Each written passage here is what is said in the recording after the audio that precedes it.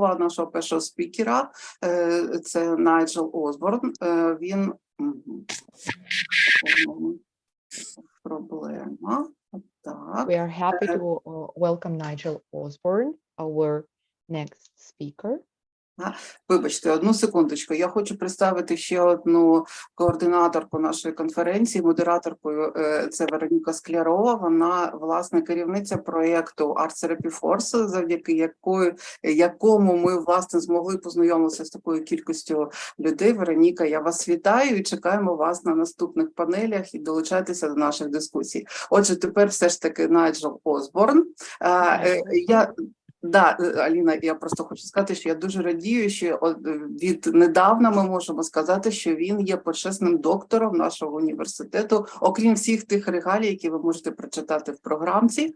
І він сьогодні розкаже, власне, про ту роботу, яку він, під його керуванням була здійснена за це півріччя з вересня по грудень 2022 року. Найджел, nice to meet you. Уже начало 11-го.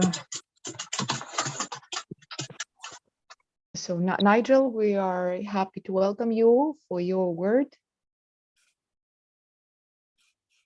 Nigel? Yes, can you hear me? Yes. Good, excellent. I'll also share my screen now. I hope that's going to work. This is what we want. Я поділюся своїм екраном. Сподіваюся, всі побачать. There we are. Good. Okay. Good. So, good morning. It's a real privilege to be here and to take part in this conference. Привілегія для мене бути з вами на цій конференції. Yes. I speak a little Ukrainian, but I'm going to speak English today. Я трошки розмовляю українською, але сьогодні буду розмовляти англійською. So this is a review of the work that we have done together over the last 3 months.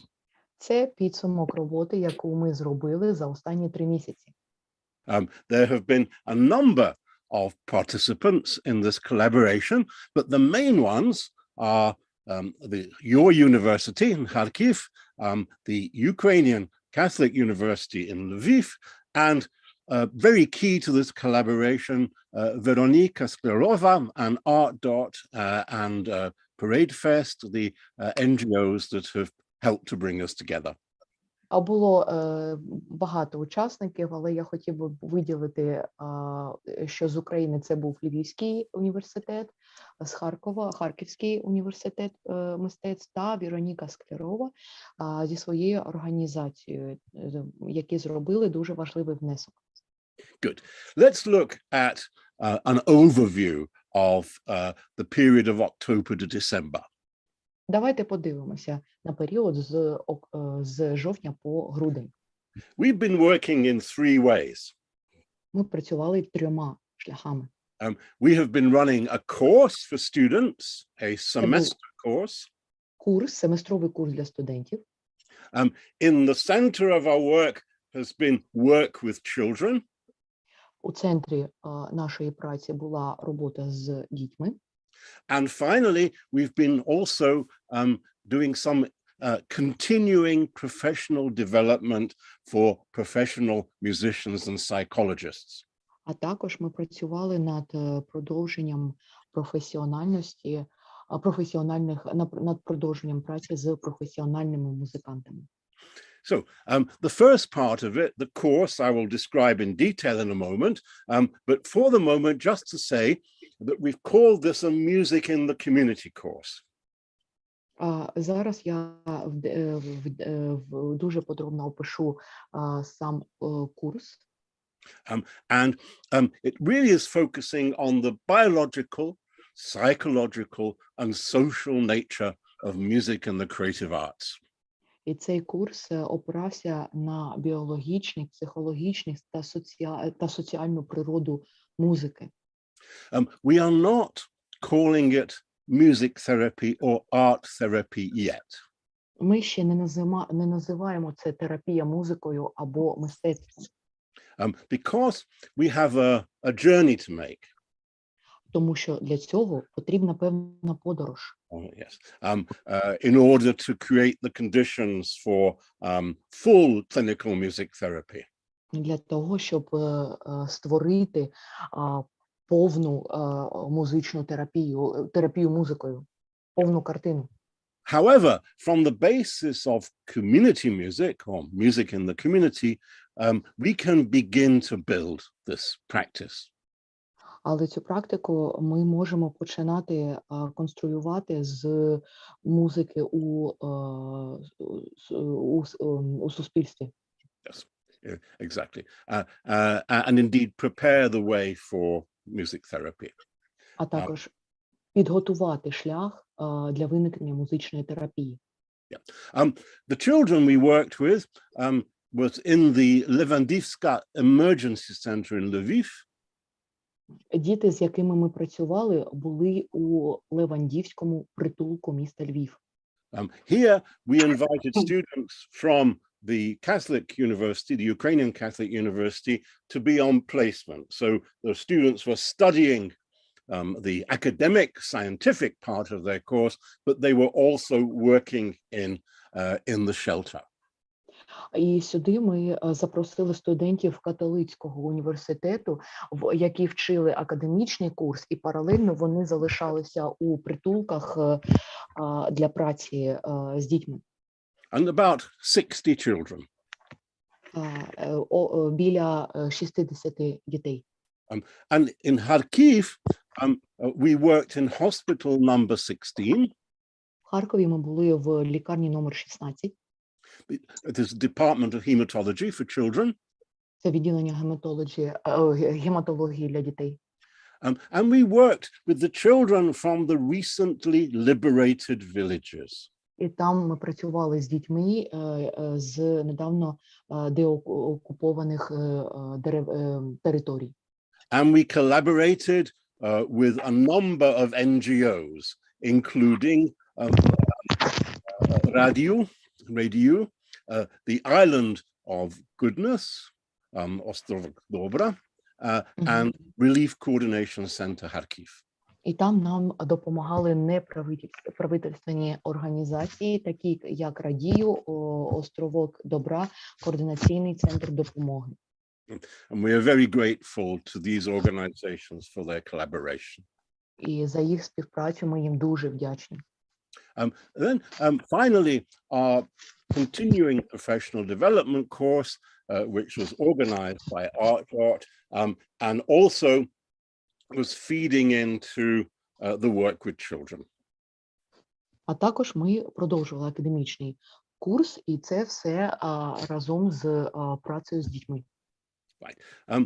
Moving on, if it will, it seems to be blocked for a moment. Зараз ми продовжуємо. Чомусь заблоковано на даний момент. Okay, here we go. Seems to be happening. Продовжимо. So let's look at the course. The course for students was 12 lectures. Курс для студентів – це 12 лекцій. Yes. The first lecture was on art, mind and body. Перше – це мистецтво, розум і тіло. And the reason for this is we forget that art is not just the mind, it is the body. І причина тому, що ми часто забуваємо, що це все пов'язано, розум і тіло. Yes, and this becomes very important for helping children who are victims of war. І це дуже важливо допомагати дітям, які є жертвами війни. The second lecture was looking at our ancestors, people like Janusz Korczak, Friedel Dicker, and also in Spain, the colonias infantiles. І друга лекція була присвячена мистецтву наших пращурів Януш, Фрідл і колоніальні, це група якась, вибачте, колоніальні, колоніс інфантіль. The children's colonies in Spanish Civil War. Oh, sorry, okay. Дитячі колонії іспанські. Yeah, because in all of these cases, art was used in a very productive way and a Тому very що effective way у to help цих you. випадках мистецтво застосовувалось дуже ефективно. The third lecture is on music and the autonomic nervous system. Третя лекція – це мистецтво музики та нервова система. And this is really important when we're wanting to help children who are victims of war, because the autonomic nervous system is also a victim of war. It is also disturbed by the experiences that children have. І це дуже важливо, коли ми хочемо допомогти таким дітям, які постраждали, ми повинні розуміти, що їхня автономна нервова система також не в спокої, вона теж постраждала. And then in the fourth lecture, we go on to some other important things, the brainstem, limbic system, and endocrine system. У четвертій лекції ми розповідали про стовбур мозку, лімбічну систему, ендокринну систему. Let's see if I can get this to work. Yep. Then in the fifth, we are talking about creative arts and psychobiology, a very important discipline for us. У п'ятій лекції ми розповідали про мистецтво та психічну біологію. And then in the sixth, we're looking at the electrical activity of the brain. This is also very important, and Jonathan will be going into this in some more detail later. Шоста, і я більш детально буду розповідати про цю лекцію. Вона касалася електричної активності мозку. The seventh one is on music and chronobiology. That is to say, how does art relate to our experience of time? Сьома – це музика, хронобіологія, як мистецтво корелюється з нашим досвідом часу. And this is really important because in trauma for children, the sense of time is broken. І це дуже важливо, тому що у цих дітей порушено відчуття часу. The sense of time. And what we can do with art is heal the sense of time. І мистецтвом ми можемо вилікувати, поновити відчуття часу. The eighth lecture is on music and cognitive aspects of the mind. Восьма лекція – це музика та когнітивна психологія нашого мозку. Absolutely. And then going on, we're looking in 9 at psychosocial aspects. Це дев'ята лекція – це вже психосоціальні аспекти. In the 10th on music, intelligence and learning. Десята – музика, інтелект і навчання. Then for the final, most important lecture, then creative arts and well-being. Потім дуже важливі лекції – це творче мистецтво та гарне самопочуття. So, and then the last lecture was an overview of everything. І 12-та лекція – це був ітог, огляд. Thank you. Then looking at the courses for professionals, here the first presentation is on the human nature of culture and education. Перша лекція – це людська природа та культурне навчання. And in these lectures, because they're professionals, I chose for each lecture 2 articles that I've published internationally for each of the lectures. Для кожної з лекцій я обрав по 2 статті, які я публікував в міжнародних джерелах. So the general theme of this is art in human development. Але головне – це мистецтво та розвиток людини. In 2 senses, how human beings have developed since the origins of mankind, roughly 200,000 years ago. Перша ідея – це як розвивалася людина приблизно 200 тисяч років від самого початку до сьогодення. And then also in the sense of the development of every human being in their life. а потім вже у сенсі розвитку індивідуальної людини та її життя. And we find in this study that art and music are absolutely fundamental to the development of human beings. І ми розуміємо, що мистецтво – це дуже фундаментальна позиція у розвитку людини. It is our strongest way, our strongest tool for helping human beings to change. Це найсильніший інструмент для того, щоб допомогти людині змінитися, змінюватися. Then the second is a study of music for children in zones of conflict, looking at there again, the biological, psychological and social aspects. Друга – це музика для тих дітей, які опинилися у зонах конфлікту та соціальні аспекти цього. And the third is we're looking at chronobiology again. This is very important. Chronobiology is the biology of time. And the creative yes, please. Sorry. А третя частина – це хронобіологія. І хронобіологія – це дуже важливо. Дуже важливий аспект. Yes, for the creative arts and particularly music, music is very chronobiological. Музика сама дуже хронобіологічна. That is to say, music works with time and the mind and the body. Музика працює з часом, тілом та розумом.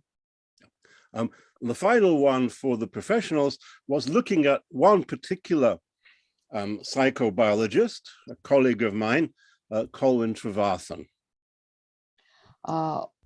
У четвертій частині для професіоналів ми вже працювали з матеріалами мого колеги стосовно психобіології. Yeah. So that to as it were bring us back into the world of psychology. Для того, щоб повернутися знову у світ психобіології. Yes, that's right. Thank you. Very important for musicians and artists. Psychobiology, the meeting of the mind and body, is a really important study for artists. Це дуже важливий аспект, бо він стосується того, як зустрічаються тіло та розум. Going on, let's look at the actual practice that we're doing and how we set about it. Our model, as I said, is a biopsychosocial model. Це вже ви можете побачити модуль, як я його називаю, стосовно практичної діяльності. And to save our very kind interpreter too much work, you can see on the screen the areas that we are interested in. І зараз ви можете побачити на слайді ті сфери, які було розглянуто. So, for example, in biological concerns, we're interested in the endocrine and autonomic systems. We're interested in breathing and we're interested in emotion. Наприклад, якщо ми поглянемо на біологічну сферу, ми побачимо, що тут вже розмова йшла про ендокринну та нервову системи. Дихання було також дуже важливим аспектом. In the psychological area, we're looking at empathy, communication, trust, creativity. Психологічний аспект – це вже творчість, довіра, емпатія, спілкування. And in terms of the psychosocial areas, self-respect, self-confidence, identity. Також подивіться на соціальні аспекти. Це самоповага, самоідентичність. And the creative arts are very powerful in terms of establishing and encouraging these qualities in human beings. І мистецтво, воно дуже могутнє у становленні ось цих аспектів в людині. Here, once again, with translated into Ukrainian, are activities, and I don't think you need to translate this, therapeutic emotional journeys in song, group singing, group percussion, psychodynamic improvisation, communicative musicality, songwriting. These are the activities that we were concerned with over the last 3 months. There are many activities we could have been doing, but these are the ones we focused on. Це тут ви можете на даному слайді побачити, якими видами діяльності ми займалися. Їх було багато, але це основні групи. Good. So let's see if I can get this to, yes, here we go. Let's look at the model in action. Зараз ми бачимо модель в дії. So here is an example from the shelter in Lviv. Це приклад з прихистку у Львові. Here is a group of children between 3 and 5 years old. Група дітей з 3 до 5 років. Most of them are orphans from places like Zaporizhia, Mariupol, Crimea. Більшість це сироти з Запоріжжя, Маріуполю та Криму. In this exercise, we're using a Ukrainian children's song in order to help the children build a sense of safety, безпеки, of trust, of empathy, and relaxation. У цьому прикладі ми використовуємо українські пісні для того, щоб діти почувалися себе у безпеці, для того, щоб вони розслабилися та відчували довіру.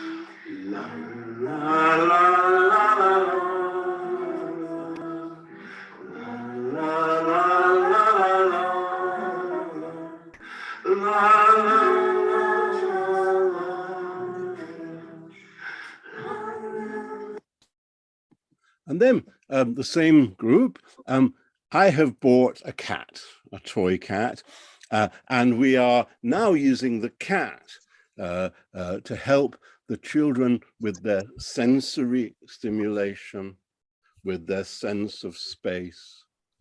Ось тут ви можете побачити, що я купив іграшкового кота, і ми використовуємо цього кота для розвитку сенсорної моторики дітей, розвитку поняття про простір.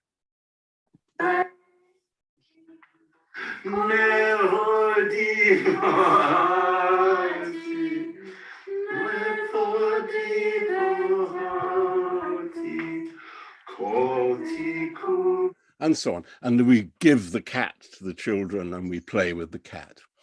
І потім ми даємо кота дітям, граємося з цим котом. And then we're looking at here emotion, creativity, and fun. And we're playing with cat sounds. І тут ми бачимо емоції, творчість, веселощі, граємося з цим котом.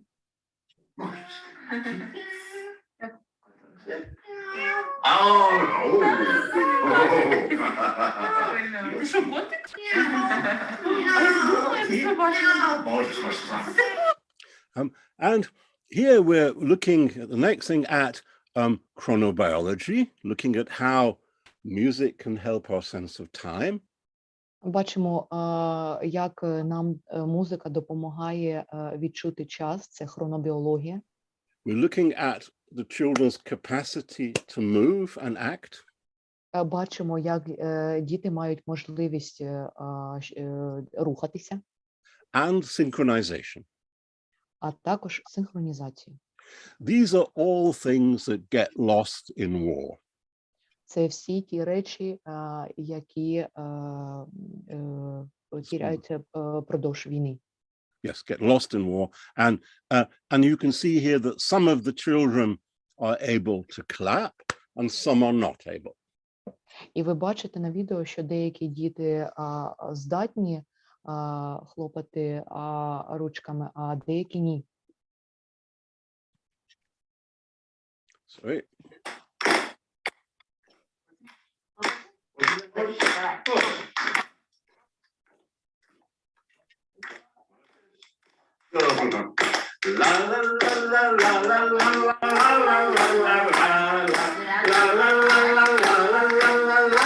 And so on. And then what we do is we're telling the story in Ukrainian folklore of the cat and the rooster. Потім ми розповідаємо казку з українського фольклору про кота та півня. Yes. And as you remember in the story, they build a house. So we are now building the house. Вони будують хатинку, тому зараз ось тут ми будуємо хатинку.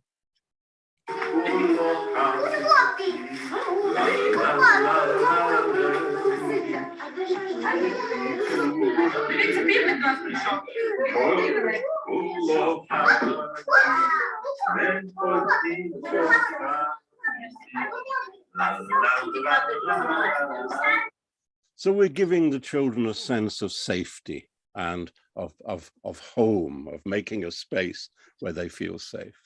Таким чином ми створюємо відчуття безпеки для цих дітей. Ми будуємо хатинку, де б вони почували себе у безпеці. And also, we, as art therapists, are their family. Також, sorry, the therapists are their family? Yes, we become a family for the children. Sorry, yeah. А також ми стаємо родиною. Терапевти стають родиною. Here's another slightly older group, also orphans, and we are starting to compose a song. Тут вже ви бачите групу трішки доросліших дітей, але вони теж сироти, і ми намагаємося створити пісню. That's right.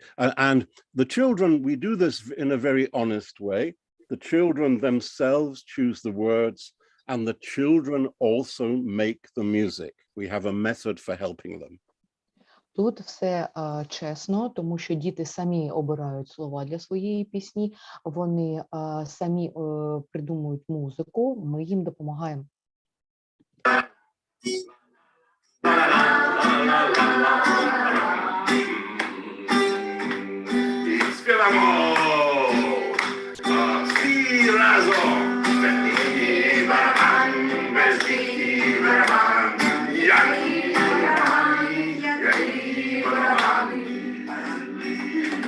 And so on. Let's look at some of the activities in action. Давайте подивимось на діяльність. Let's look at therapeutic emotional journeys in song. Це терапевтичні емоційні подорожі в пісні. Here we have a group of older children, and we are working on a Brazilian folk song. Тут діти ще трошки старші, та ми тут працюємо над бразильською народною піснею. And the children are learning to sing it in Portuguese Brazilian. І діти вчаться співати її португальською мовою. That's right, because Ukrainian children like to travel the world in their imaginations. Тому що українські діти полюбляють подорожувати світом навіть у своїх думках. And here is a little song of joy. It's a song of joy. Це пісня радості.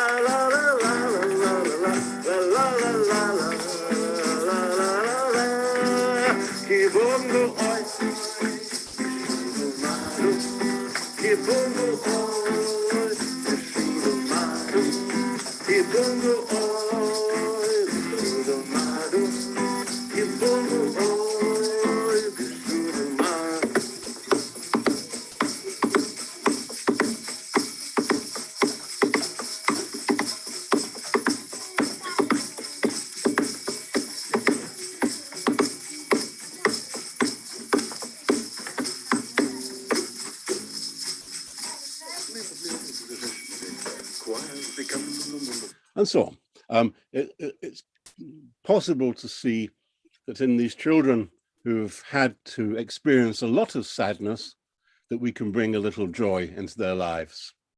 Ви можете побачити, як ми принесли трошки радості цим дітям, які побачили стільки печалі в своєму житті вже. And we also can work on identity. Також ми можемо працювати над індивідуальністю. Or identity, yes? Social and national identity. Ідентифікація, так, соціальна та національна ідентифікація людини. Так, sorry. Thank you. And so here we are in Kharkiv, and we're with a group of children from recently liberated villages. Тут ми також працюємо з дітьми, які походять з недавно з деревень, які нещодавно були деокуповані, та дітьми з Харкова.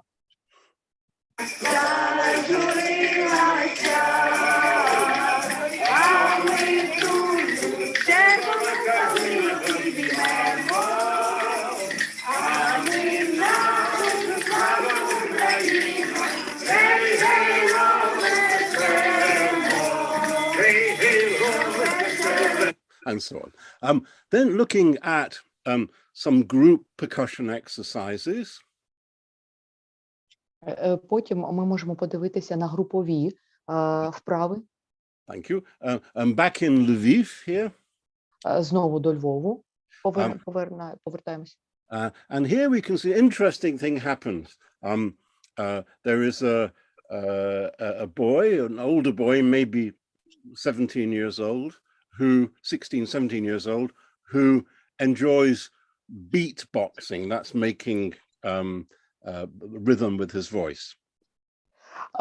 Тут ми побачили хлопчика 16-17 років, якому дуже подобається робити бітвойсінг. Це звуки за допомогою рта.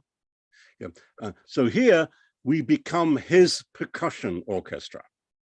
І тут вже ми становимося його групою перкусії, групою ударників.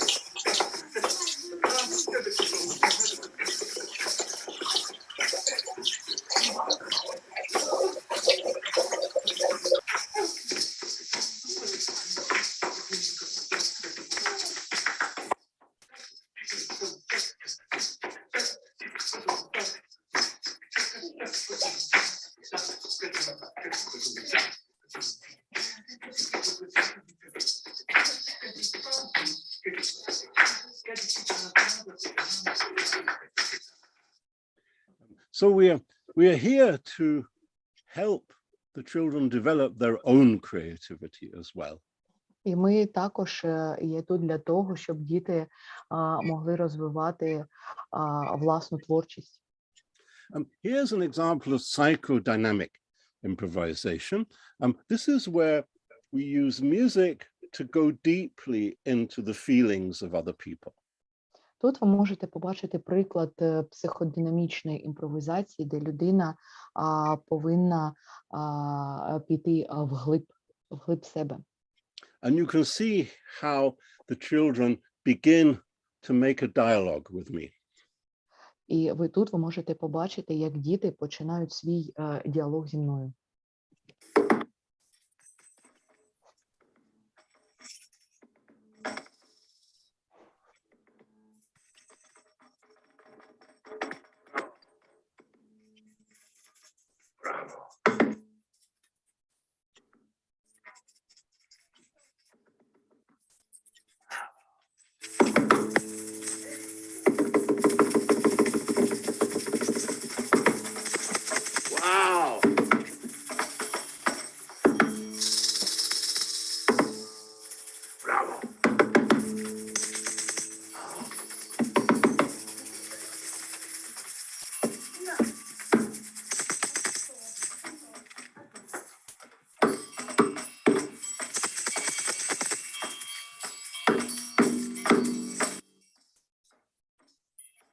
and so on. You can see how we are beginning, the children and I are beginning to share our emotions and feelings. Ви можете побачити, як ми починаємо ділити свої емоції та відчуття. Here's an example of communicative musicality. Тут ви можете побачити приклад комунікативної музикальності. Here we are in the hospital in Kharkiv. Це лікарня у Харкові. This is the children's hematology department. Відділення гематології дитяче.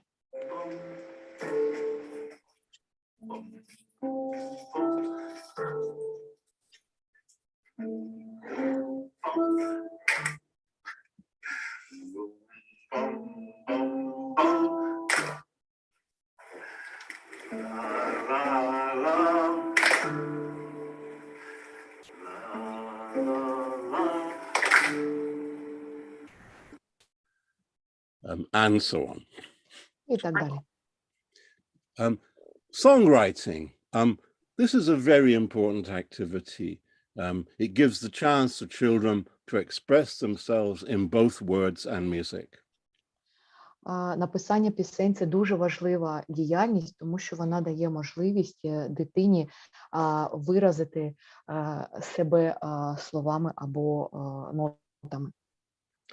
Here's the beginning of, we've got the words, Vesela Pisnya, we of a song, and we're looking for the melody. We have to be very patient. Тут ми повинні бути дуже терплячими, у нас є мелодія, повинні розглядати дуже уважно.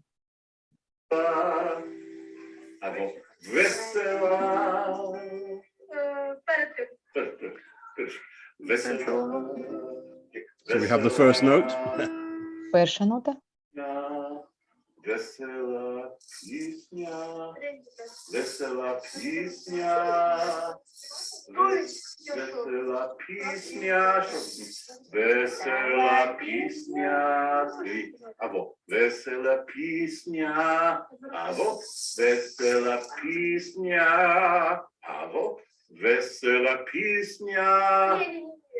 Не, весела пісня. Ну, то добре.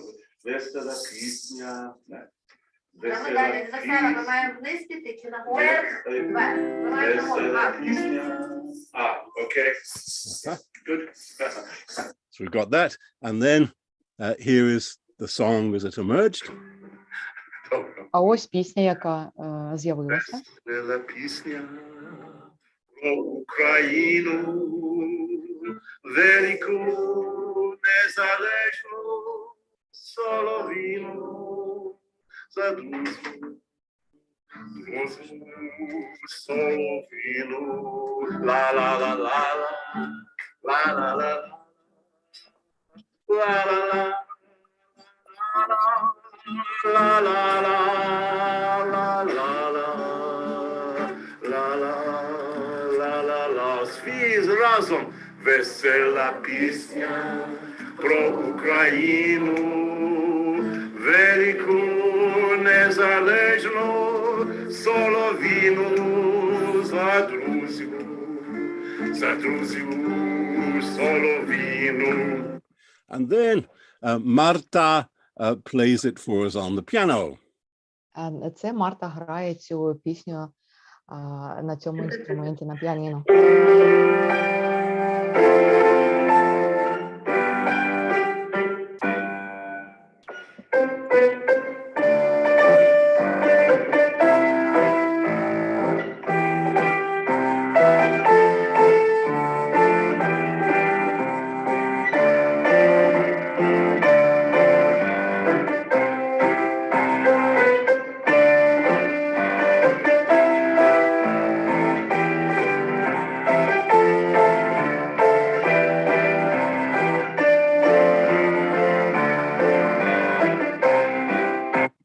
And this is very important because we may seem sometimes to be very simple and very primitive in what we do.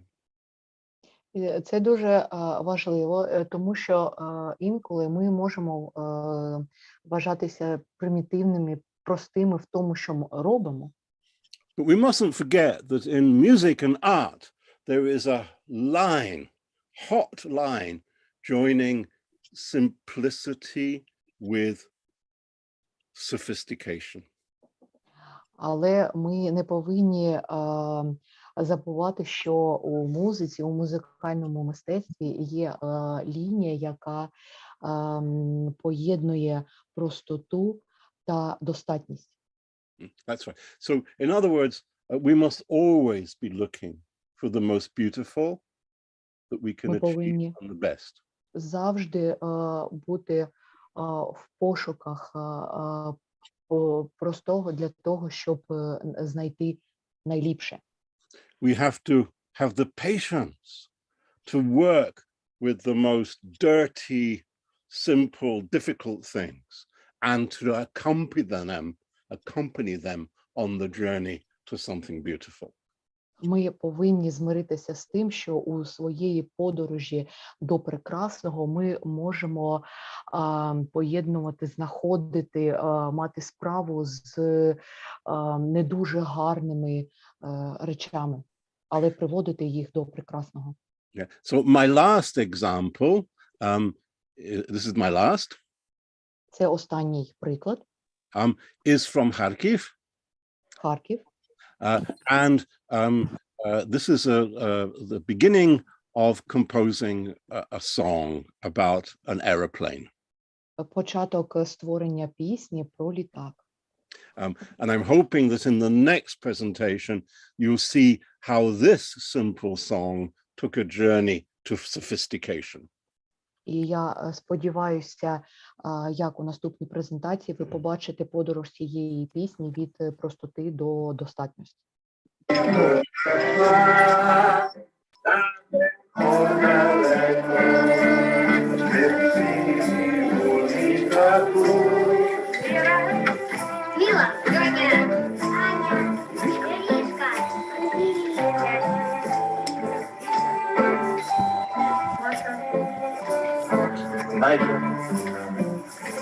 Мила, Аня, Иришка, Юля, Марина.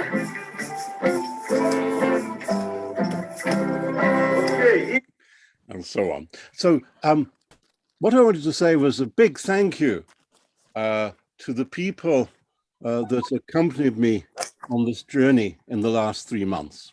Я дуже хочу виразити подяку тим людям, які були зі мною та супроводжували мене у цій подорожі за останні 3 місяці. I compliment the professors at the universities, Catholic University in Lviv and at the University of the Arts in Kharkiv. I congratulate the staff. Дуже хочу виділити педагогів з католицького університету у Львові та університету мистецтв у Харкові. And I congratulate your wonderful students. І я можу висловити поздоровлення, що ви маєте дуже гарних студентів. And I really hope we can continue to work together. Дуже сподіваюся, що ми зможемо продовжити працювати разом. And I will see you very soon in Kharkiv and elsewhere. І дуже скоро я вас побачу у Харкові чи інших містах. And our project will go forwards. І наш проєкт продовжиться. And I very much hope that it can help to form the basis for a wider practice of art therapy in Ukraine. І сподіваюся, що це створить необхідну основу для того, щоб терапія мистецтвом або арт-терапія заквітла в Україні. There are 2 reasons why this is important. 2 причини, чому це дуже важливо. First of all, because of the war. Перша, із-за війни. This is a great way of helping people. Це дуже гарний спосіб допомагати людям. And secondly, Ukraine has excellent psychological and medical services, and it has a wonderful musical artistic tradition. І з другого боку, Україна має дуже гарне психологічне та медичне обслуговування, а також дуже розвинуте мистецтво. I would like to see Ukraine taking a leading role in the development of art therapies in Europe and the world. І мені б дуже хотілося побачити Україну в перших позиціях стосовно розвитку арт-терапії у всій Європі. Thank you. Дуже вам дякую. Nigel, thank you so much.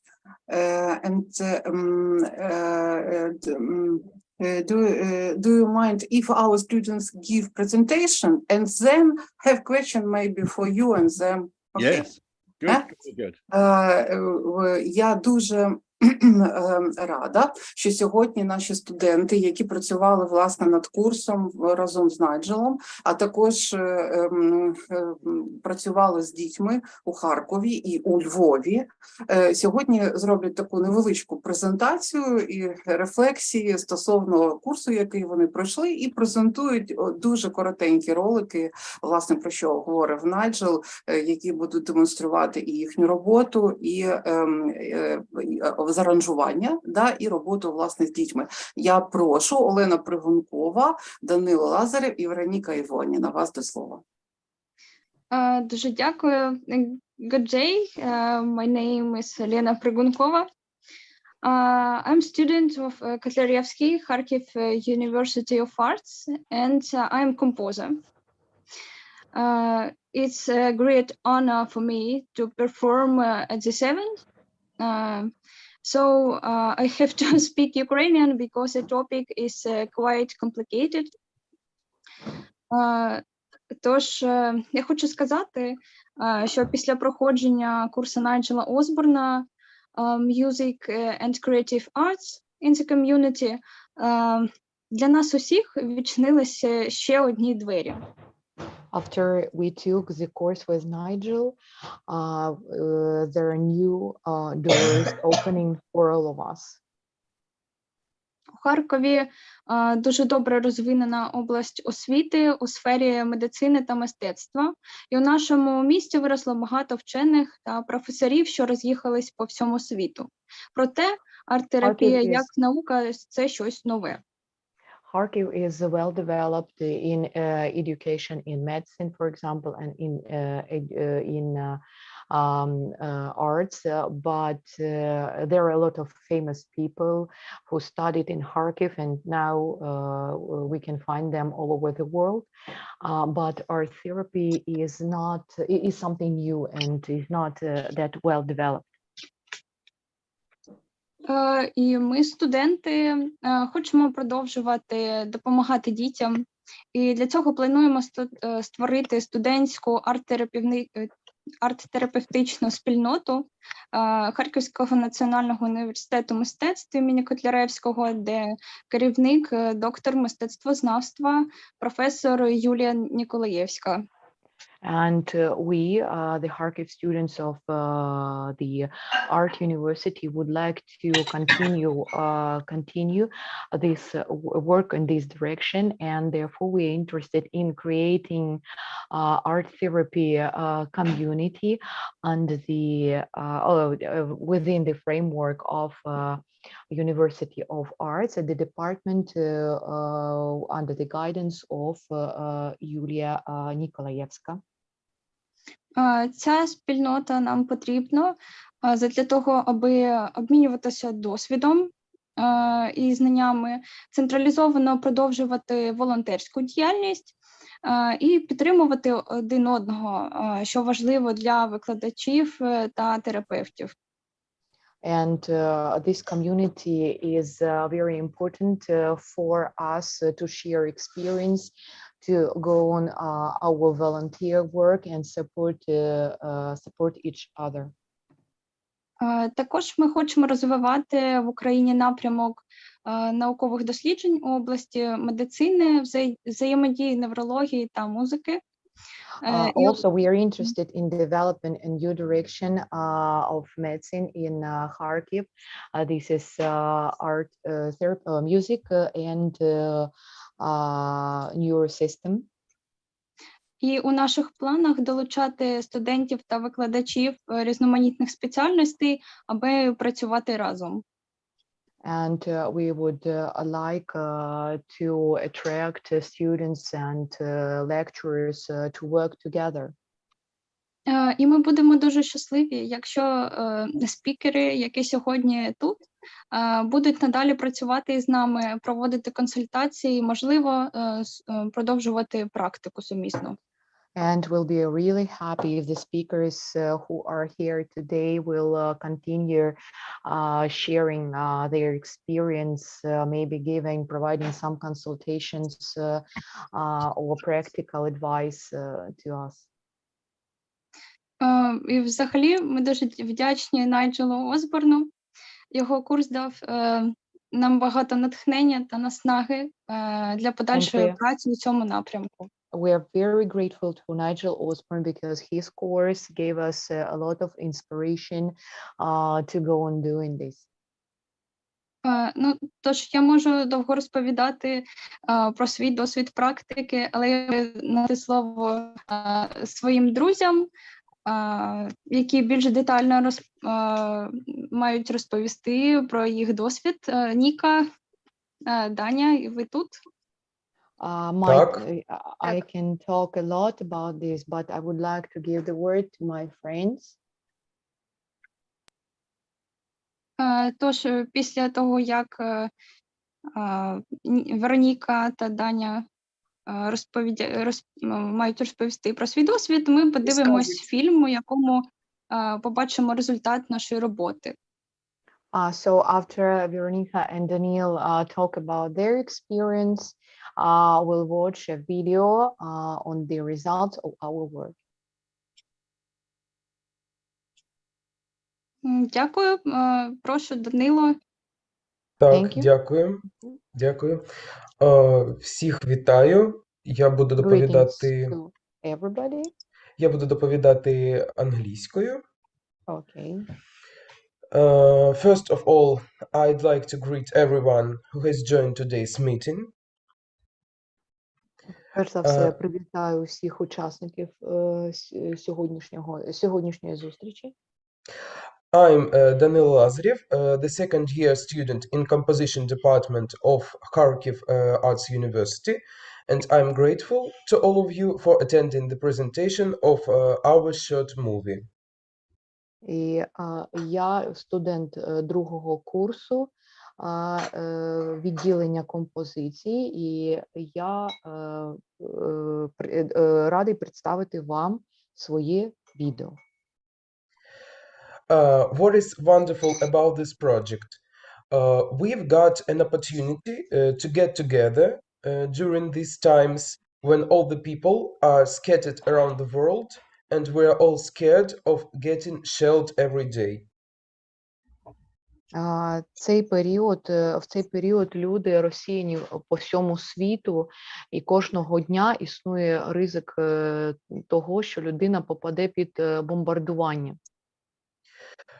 Everyone who made the presentation, recording, inviting the participants is our hero.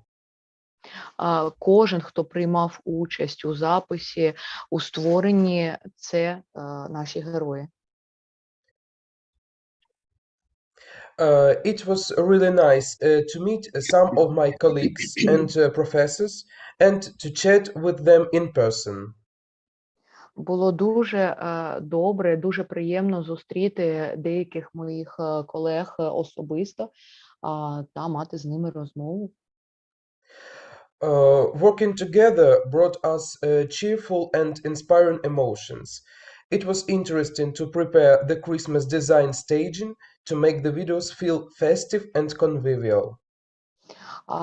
Працюючи разом, ми відчували дуже піднесені емоції, створюючи ось ці всі різдвяні сценічні моменти. Це також було дуже приємним. Our colleague from the theater department helped us a lot with some scenes production to give the thematic vibe of each arranged song. Колеги з театрального факультету дуже нам допомогли з деякими сценами, написанням та постановкою пісень. We didn't have much time to prepare, so it was fun getting all the things together while recording. Багато часу в нас на підготовку не було, але ми отримали задоволення в зйомці. Even three air raid sirens couldn't mess up our preparations and recording, and we didn't give up on our goal to show everyone that we are unbreakable and strong, and with music we can survive during the darkest times. І навіть повітряні тривоги, які лунали, вони не завадили нам створювати.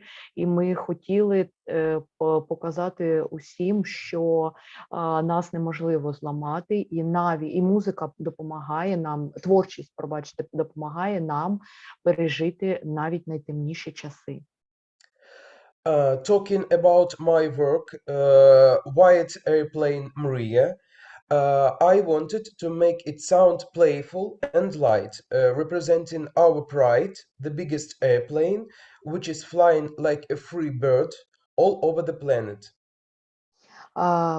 Я дуже хотів, щоб моя частина того, що я створив, була грайливою, і я хотів показати найбільшу українську мрію, так, літак? Літак та його політ. And that is going to fly again soon and bring all of us to the highest and furthest places, showing our latitude and aspiration. А також показати, що дуже скоро він буде літати знову, та ми разом з ним зможемо досягти вершин. I want to thank you, Mr. Osborne, for teaching us the ways of communication with people and children and how to help those who got desperate and scared of the war. І я дуже хочу, я хочу виразити подяку містеру Осборну за те, що він навчив нас спілкуватися з людьми, з дітьми, та у цей час, коли всі дуже знервовані із-за цієї війни. You're an example of a brave man who came to Kharkiv despite all the danger we were witnessing to meet us and to explore our city and our university. Ви дуже хоробра людина, яка приїхала до нашого міста у такий час для того, щоб разом з нами відкривати наше місто для себе та наш університет. And you're always welcome here again, and we hope to see you soon. And thank you everyone for your attention. Ми завжди вас чекаємо тут. Дуже сподіваємося на скору зустріч. Дуже дякую усім за увагу. Всіх щиро вітаю. Мене звати Івоніна Вероніка, і я зараз буду розповідати про свій досвід на англійській мові. My name is Veronika Ivonina. I am student first year of Bacalaureate University of Kotlarevsky, and I am cymbalum player. I appreciate this chance to say several words about my experience. Я дуже вдячна за цю можливість виразити свій досвід у цій конференції. When I heard for the first time how Nigel made a masterpiece from a children's song, I was impressed, and I thought that I would like to do something same. Коли я почула та побачила досвід Найджела, побачила те, що він робить, мені захотілося зробити щось своє. And Nigel's idea about Christmas concert was so admired for me. I immediately started to compose arrangement big drum song, which we created with children from the shelter in Lviv. І коли я почула про ідею створити різдвяний концерт, я одразу почала творити щось, також остання фраза Львів. Так, як пісня «Великий барабан», яку ми написали з дітками із притулку у Львові. This form of work involves composing, performance, decorating, audio and video recording. This experience has a big value for me. I think Nigel's work is really important as a composer and as an artist. Я вважаю, що робота Найджела, вона дуже важлива як композитора, як митця, і для мене ця робота включала багато запису, створювання, багато різних процесів. Thank you, Mr. Osborne, for this opportunity. Дуже вам дякую, містер Осборн, за цю можливість.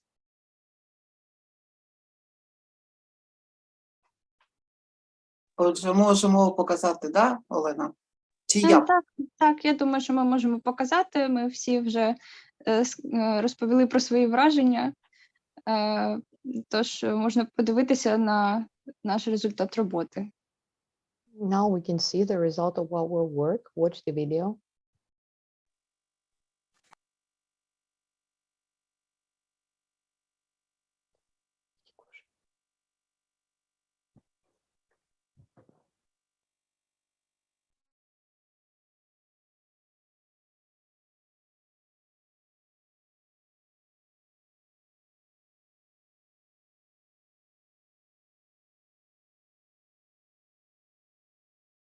Український циган, 13 років, лежить вільний. Український циган, 13 років, лежить вільний. А потім поїв на полося, змусив юда і перша вільнили. А потім...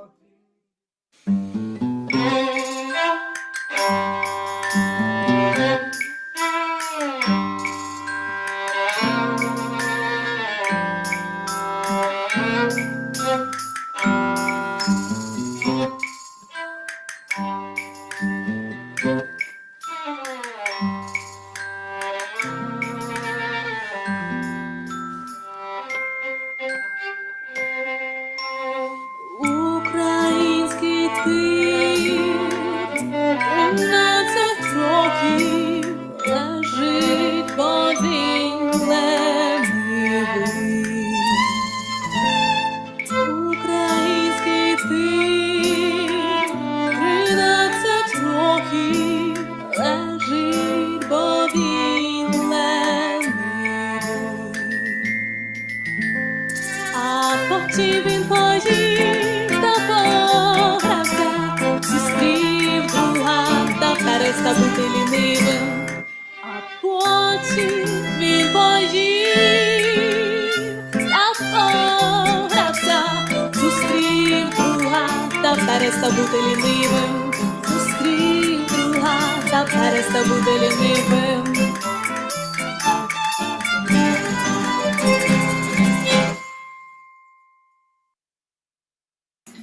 Всі разом. Літа.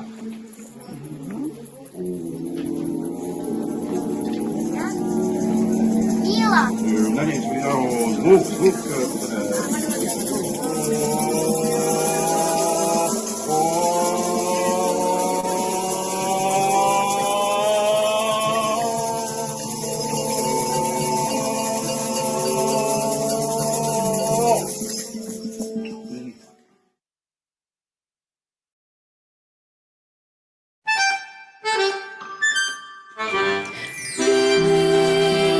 Так мила,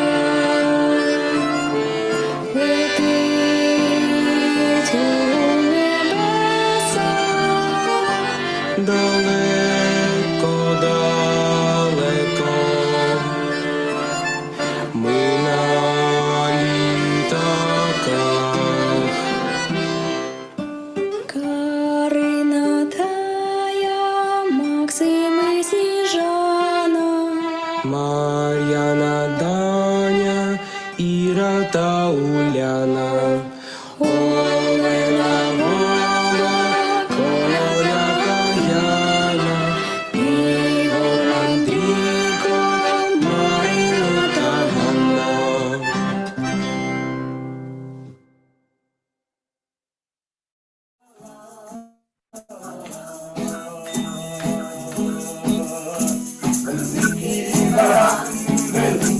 барабан, який барабан, який барабан.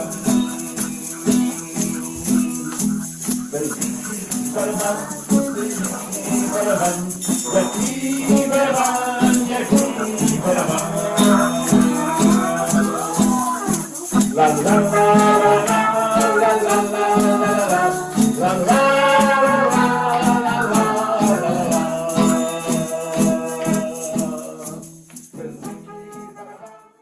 який барабан.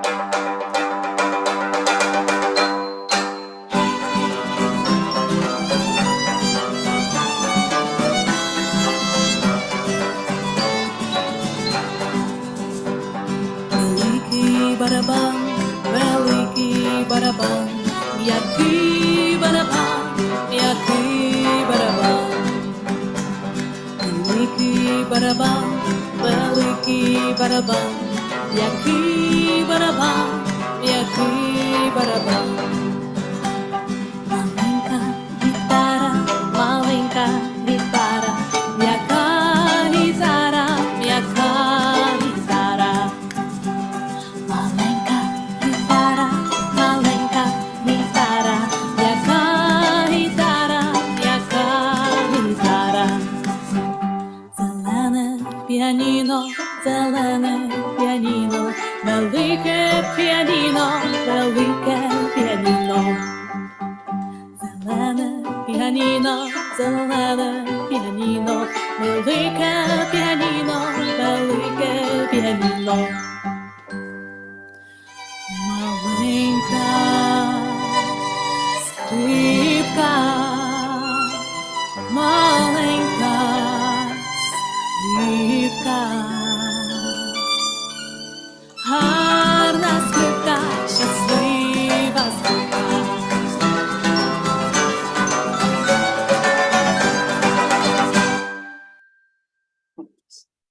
Ага.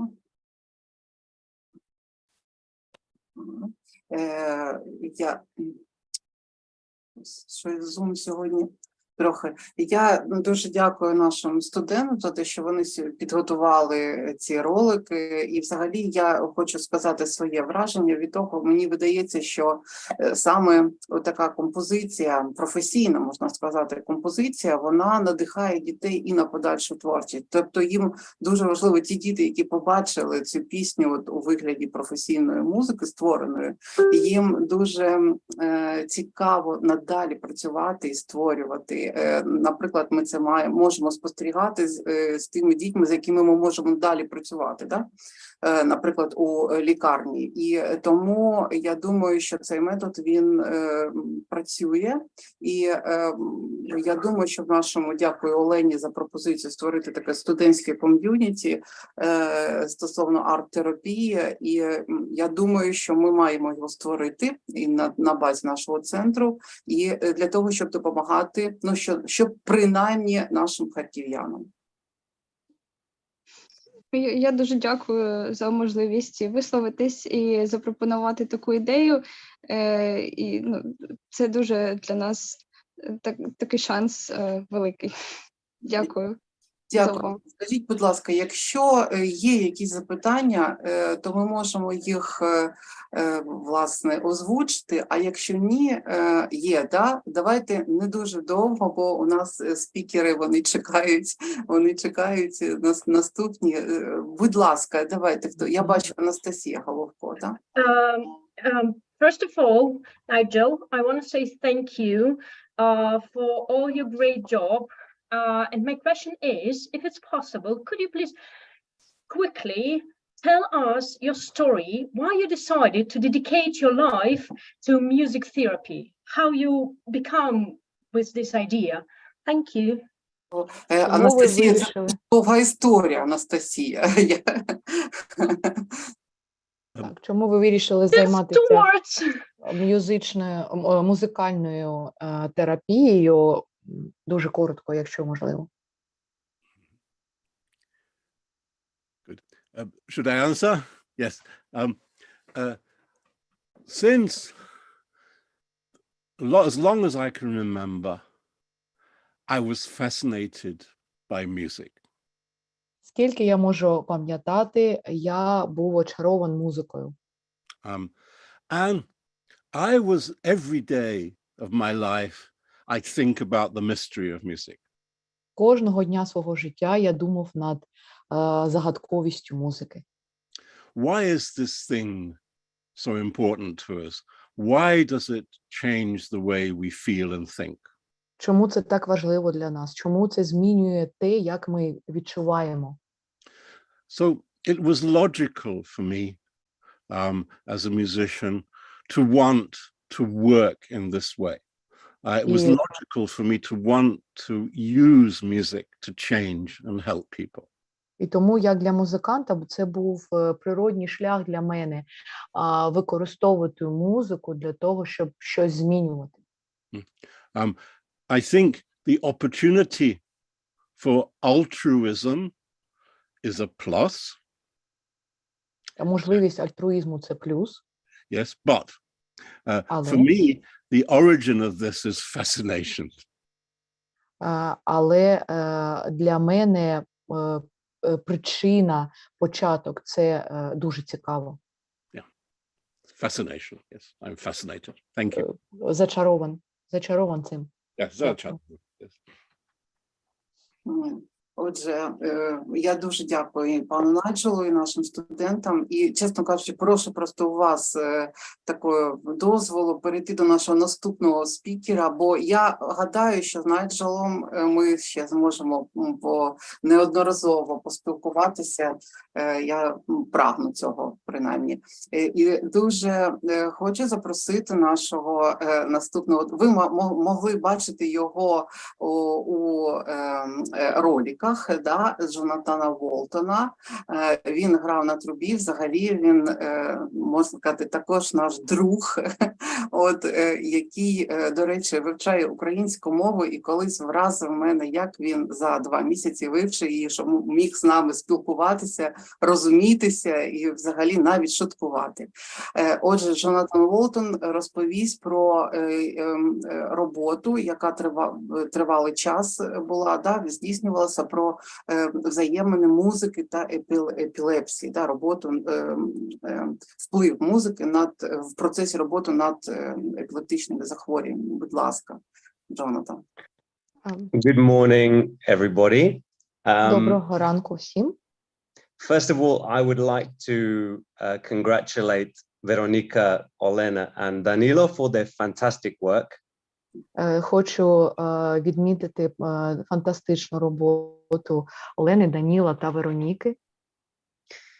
And I would also like to give a big, warm thanks and gratitude to our partners in Ukraine for giving me this opportunity, Yulia, Anastasia Shiroka, and Veronika Sklarova.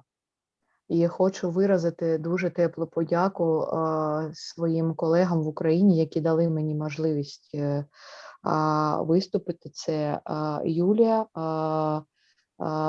Вероніка Склярова, and the third name, sorry? And Anastasia Shiroka. Анастасія Широка. Це наша колега з Українського католицького університету. I would like to ask Yulia, please, if you could start the presentation for me. Юлія, чи могли б ви почати презентацію?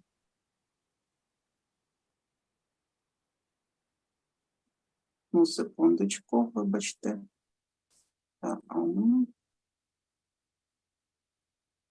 так. Ага.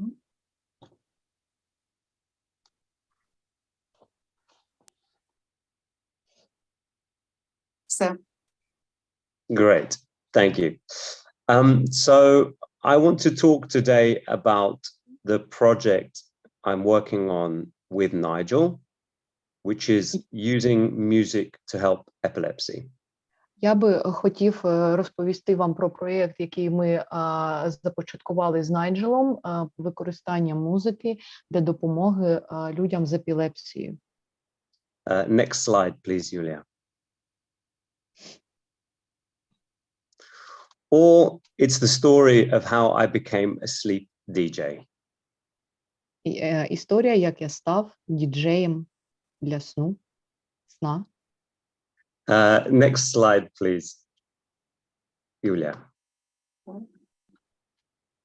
So here we are talking about music medicine, and there are some small differences with music therapy I want to talk about. Тут ми зараз будемо з вами розмовляти про музичну медицину, та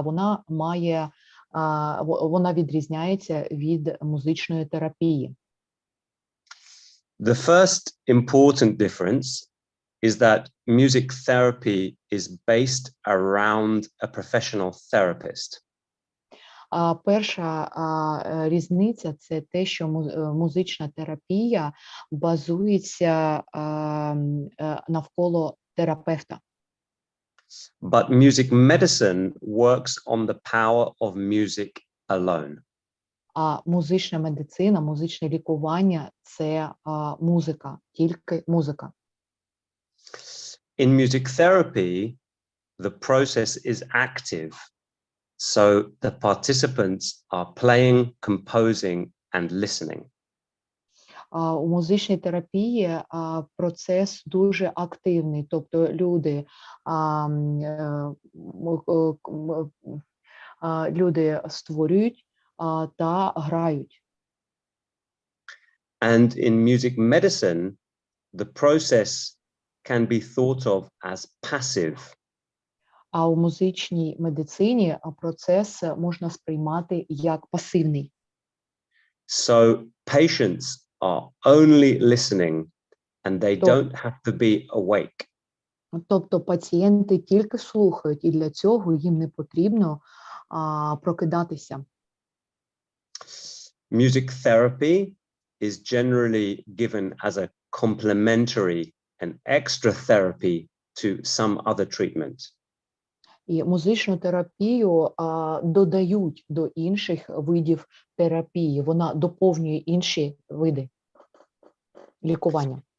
But what's interesting in music medicine is that it seeks to be a primary treatment. А музична медицина, і це дуже цікаво, вона намагається стати первинним лікуванням. And so that means that we aim to replace drugs with music. Тому наша ціль – це замінити ліки музикою. So, and then at the bottom it says, but. So next slide, please, Julia. Але this is a very modern division that doesn't really matter. Це дуже сучасне ділення. And it doesn't really matter. It's not really important. І воно не дуже важливе. We can look back at historical sources and see how music was used. Ми можемо подивитися на історичні першоджерела і подивитися, як використовувалася музика. Music was especially important for psychiatric, psychological, and neurological issues. Особливо важливою музика була для психічної, психіатричної та неврологічної сфери. So here we have a passage from the book of Samuel in the Old Testament in the Bible. Зараз ви можете побачити цитати з книги Самуїла, це Старий Завіт. David took a harp, kinnor in Hebrew, and played it with his hand. So Saul was refreshed and was well, and the evil spirit departed from him. Давід взяв арфу та зіграв своєю рукою, тому Саул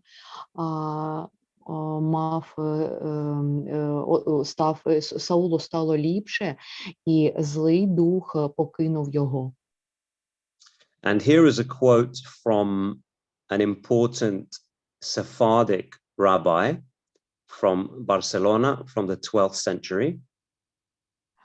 Наступна фраза з першоджерела 12 століття Барселона, сафадичного. And he said, music has become a remedy against sickness of the soul and one of its most important cures. Музика стала лікуванням хвороби душі і однією з дуже важливих засобів лікування. I want to note here that psychological, psychiatric, and neurological diseases were thought to be because demons and evil spirits lived inside people. У минулому дивилися на багато психіатричних, психологічних та неврологічних захворювань. Причиною мали те, що злий дух жив усередині людини. Next slide, please, Julia.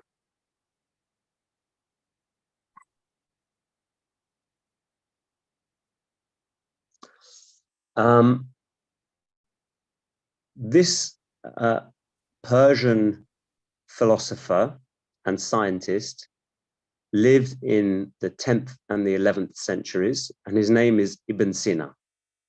Це персидський науковець, який жив у 10 сторіччі, Ібн Сіна. Ми його знаємо як Авіцена. And his book, The Canon of Medicine, is the foundational text for our modern medicine. І його книга про медицину є, скажімо так, основою для сучасної медицини. And I'll read now. Ibn Sina explains that music is for mental disorders, including insomnia, melancholia, and lovesickness.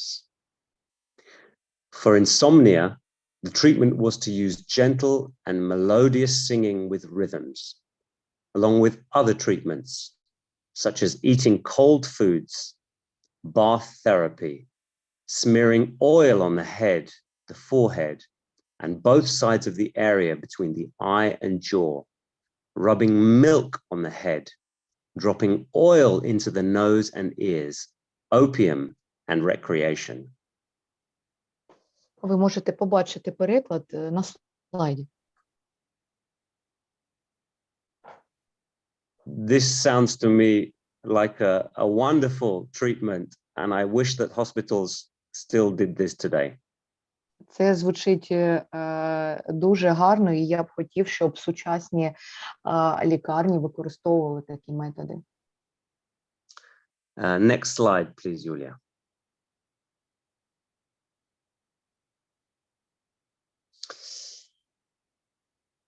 Especially epilepsy was considered to be a possession by a demon. Особливо вважалася епілепсія тим, що людиною володіє демон. And so now I'll read from the slide. Далі текст на слайді. The word epilepsy comes from the Greek word to seize or to attack, because they believed seizures were caused by demons grabbing or attacking people. On the left, now I'm departing from the text. On the left, you can see a text from a Babylonian text from the 6th century BC. Зліва ви бачите фото вавилонського тексту 6-го сторіччя до ери Христа. Epilepsy in ancient times in the Akkadian language is called miktu, the falling disease. На акадійській мові епілепсію називали мікту, хвороба падіння. And now I'll continue to read. Знову читаємо зі слайду. If the epilepsy demon falls upon him, and on a given day he 7 times pursues him, he has been touched by the hand of the departed spirit of a murderer, he will die. And inscribed in this text is a description of a person with his neck turning left. His hands and feet are tense, his eyes wide open, and from his mouth froth is flowing without him having any consciousness. This is interesting because it describes some of the symptoms of an epileptic seizure as a doctor today would recognize it. Це дуже цікаво, тому що ця цитата описує епілепсію так, як, можливо, міг про неї зрозуміти сучасний лікар. Epilepsy is very well described in old texts. Дуже добре описується епілепсія в старовинних текстах. And on the next slide, please, Julia. На наступному слайді ми бачимо We can see Jesus himself working with an epileptic patient. як Ісус, ми бачимо сцену Ісуса та людини з епілепсією. And so I'll read Читаємо. from the book of Mark. Книга Марка. A man in the crowd answered, "Teacher, I brought you my son, who is possessed by a spirit that has robbed him of speech. Whenever it seizes him, it throws him to the ground. He foams at the mouth, gnashes his teeth, and becomes rigid. I asked your disciples to drive out the spirit, but they could not." When Jesus saw a crowd was running to the scene, he rebuked the impure spirit. "You deaf and mute spirit," he said, "I command you, come out of him and never enter him again." The spirit shrieked, convulsed him violently, and came out. The boy looked so much like a corpse that many said, "He's dead." But Jesus took him by the hand, lifted him to his feet, and he stood up. Next slide, please, Julia.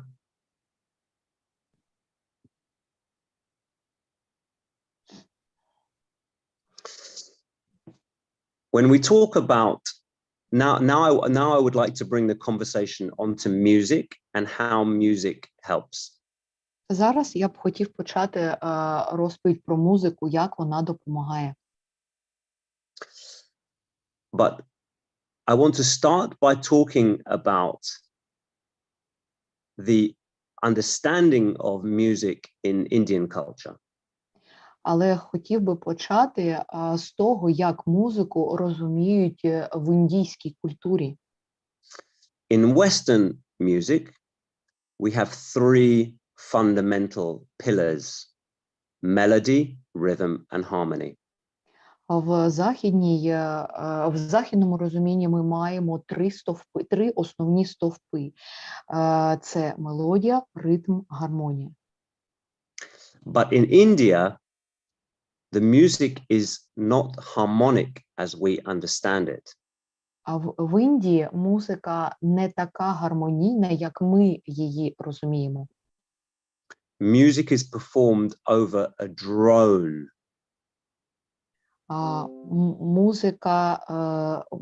Музика нібито тягнеться.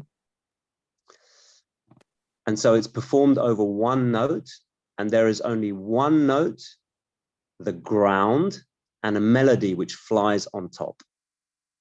Тобто одна нота, яка виконується, та мелодика, яка накладається зверху.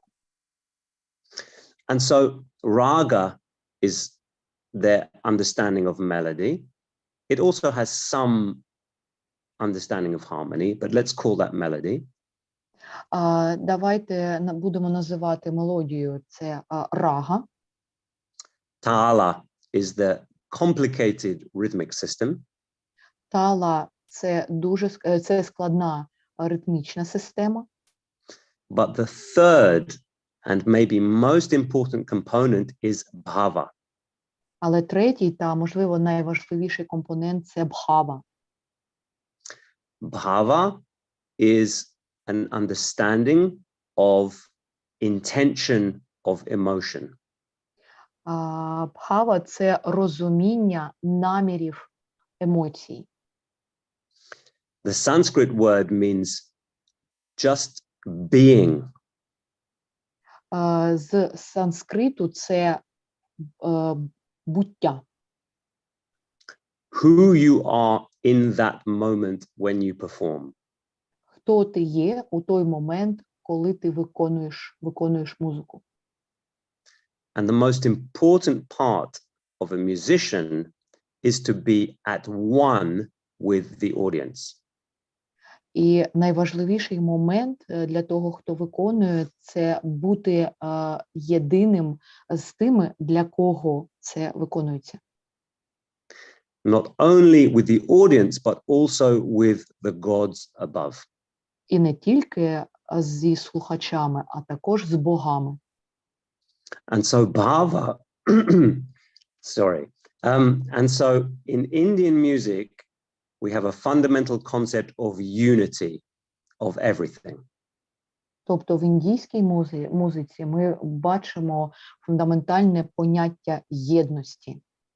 Next slide, please.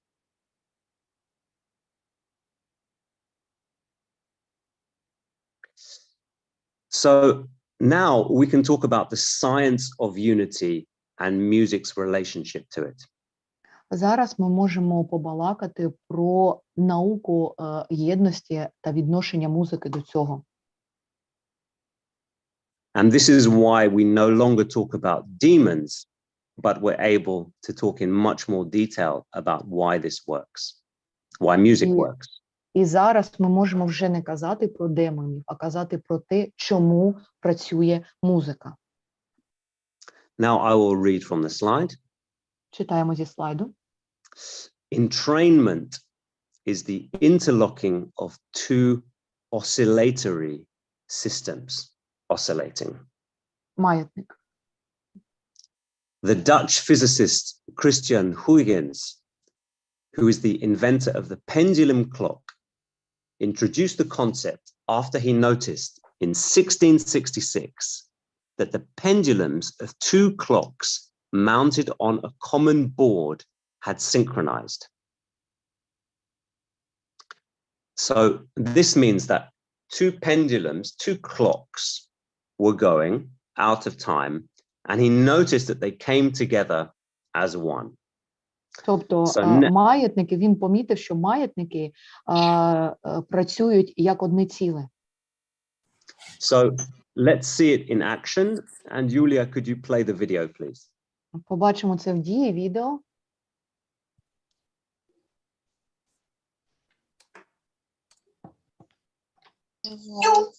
Скажи, что я работаю.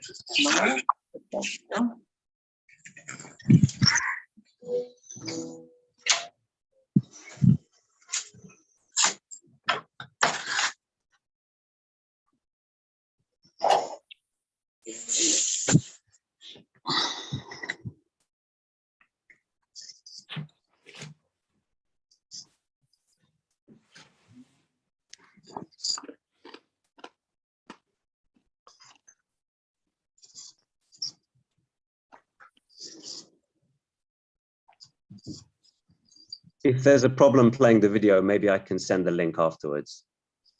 Якщо проблема з відео, можливо, я відправлю вам посилання пізніше.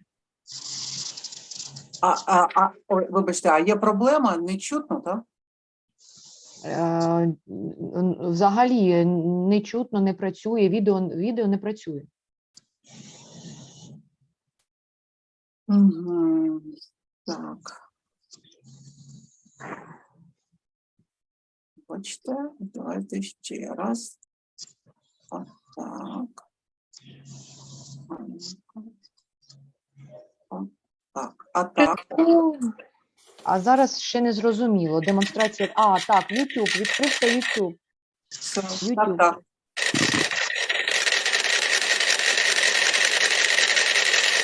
Поки що. А, так, запрацювало.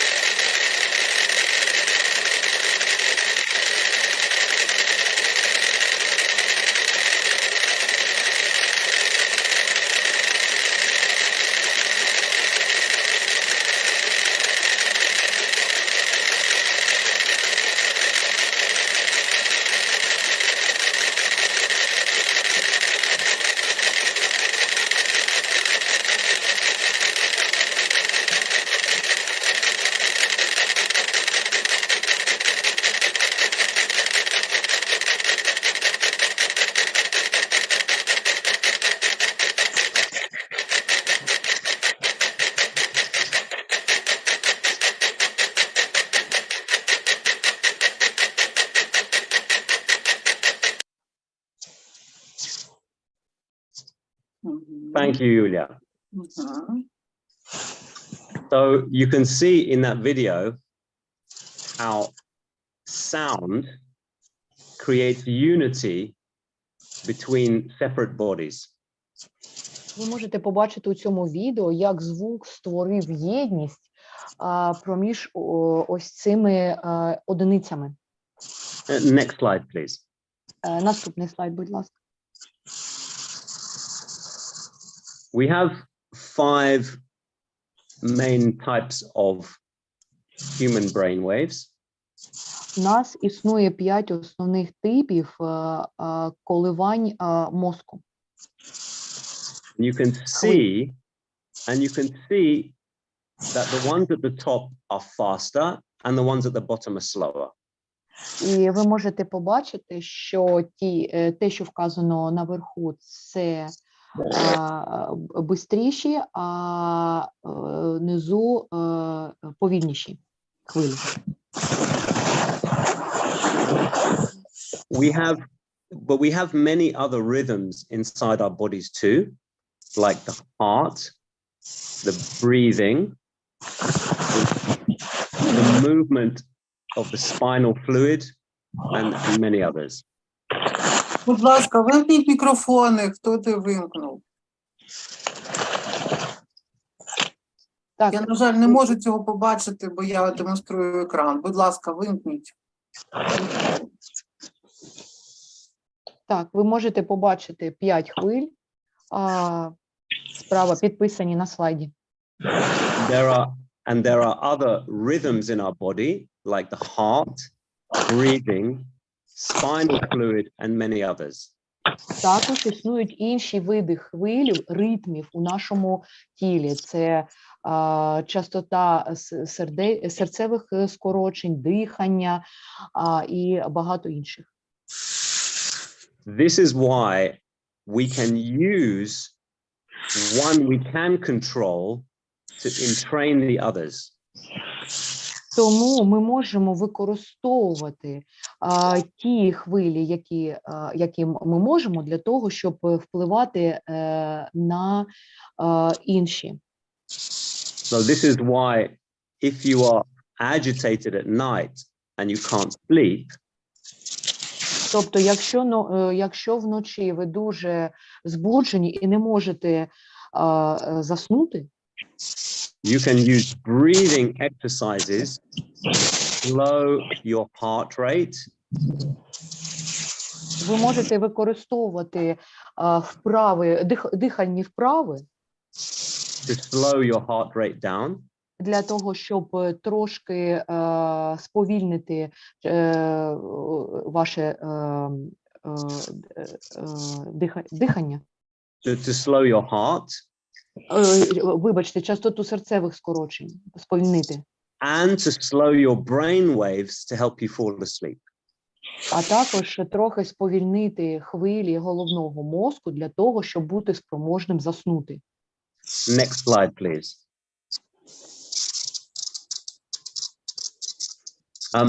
Here you can see on an EEG, you can see a spike and an epileptic attack. На даному слайді ви можете побачити, як виглядає електроенцефалограма впродовж епілептичного нападу. You can see that the spike is a sudden burst of energy that seems to come from nowhere. Це виглядає як раптовий всплеск енергії, який надходить з нікуди. And what's most important is that the spike is obviously different to the rest of the brain activity. І що дуже важливо, що ця картина відрізняється від інших форм активності головного мозку. Вибачте, Мурсалова Тетяна, вимкніть мікрофон, будь ласка. Please continue, Jonathan. And an epileptic attack Вымкни микрофон, сказали. Я не знаю, как его сделать. Thank you. An epileptic attack is a lot of spikes together so that the brain stops functioning. І епілептичний напад – це дуже багато таких сплесків разом, які йдуть разом у великій кількості. People can lose consciousness, and it can also lead to it can even lead to death. Людина втрачає вибачте. Свідомість, вибачте, та може навіть померти. Next slide, please. Next slide, please. Наступний слайд. There are many things that can bring on an epileptic attack. Є багато факторів, які спричиняють епілептичний напад. Such as lack of sleep, alcohol, stress. Недостатня кількість сна, алкоголь, стрес. But also external waves like sound, which is very rare. А також зовнішні фактори, звук, рідко. And light. And now I'll read from the slide. І світло. Зараз читаємо зі слайду. Photosensitive epilepsy is triggered by flickering light simulation, most commonly between the frequencies of 10 and 30 flashes per second. Certain patterns of light, flashing bright lights at particular frequencies, synchronize cells within the visual cortex. If the neurons then fire through their networks at too high a level, they can recruit other neurons into a hypersynchronous discharge. So this is entrainment of the wrong sort, an external source which makes the brain go wrong. Це ті зовнішні фактори, які роблять так, що мозок починає працювати неправильно. Next slide, please. So let's look at positive entrainment using music. Давайте подивимось на позитивні фактори лікування музикою. So we work with children who have pharmacoresistant epilepsy, so the drugs don't work. Ми працюємо з дітьми, у яких є резистентність до ліків. Тобто ліки не працюють. And now I'll read from the slide. Читаємо зі слайду. So we entrain the brain using the source, which means we use the child's own brain waves for the entrainment.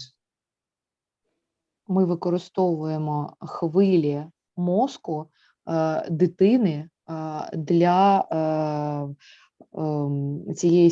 для залучення у допомозі з цією ситуацією. Okay, and now I'll read. Sorry, I added one thing. Читаю зі слайду. Okay. Number one, we select a healthy section of deep sleep of EEG with no spikes or seizures. Number two, we find existing instrumental music which has similar parameters to their sleep using X system. And number three, children listen to the music that we find throughout the night while they sleep.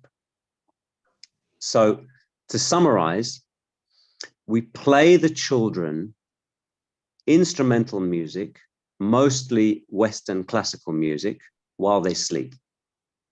Тобто, якщо підвести ітог, ми граємо музику, програємо музику дитині, це за більшістю випадків це західні композитори, коли дитина спить.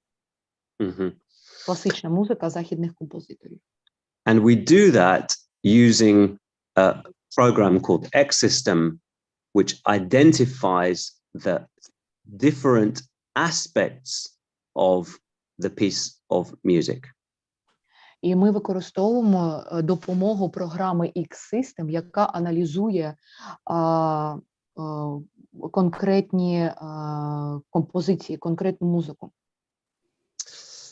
On the next slide, I want to show you a video of a child's brain following a piece of music in real time. Я би хотів зараз на наступному слайді показати вам відео. Це запис хвиль головного мозку дитини та як вона реагує. Юлія, could you play the video, please? Так, зараз одну секундочку. I'm sorry, this is my fault because my computer has a problem. So I asked Julia if she would be so kind as to help. Вибачте, це проблема з моїм комп'ютером, тому я попросив Юлію про допомогу.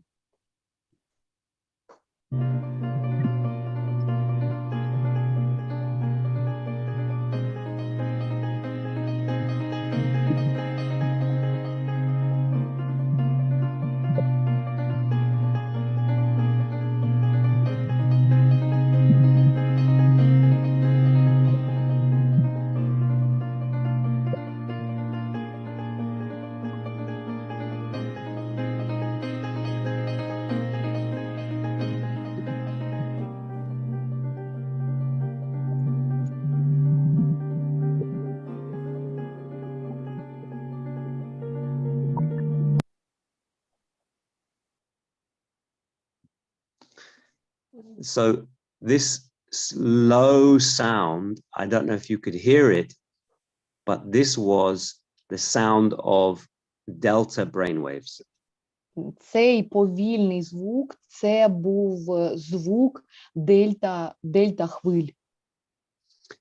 And it was following the music. І він слідував за музикою. If I can share this video if someone would like to see in better quality.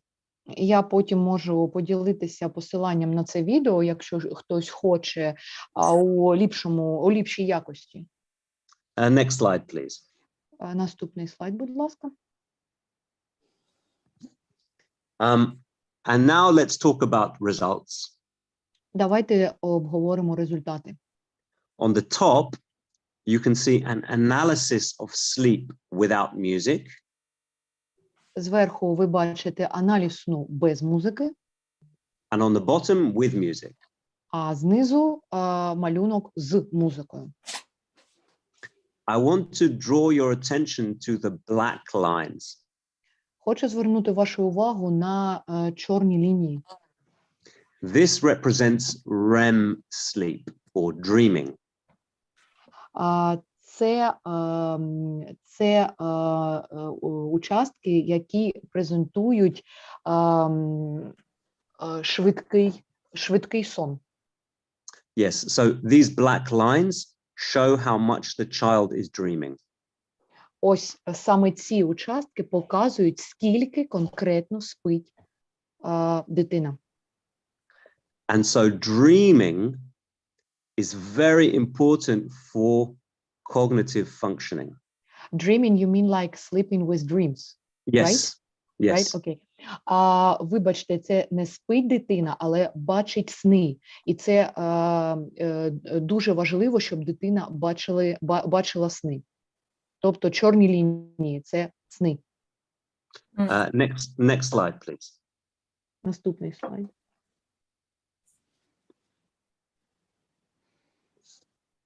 And now I will just read from the slide.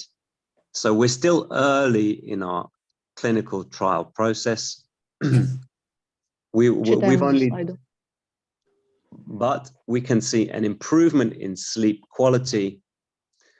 We can see higher levels of REM sleep and dreaming, and we can see improvements in measurements of quality of life that we measure using standard epilepsy neuropsychological tests.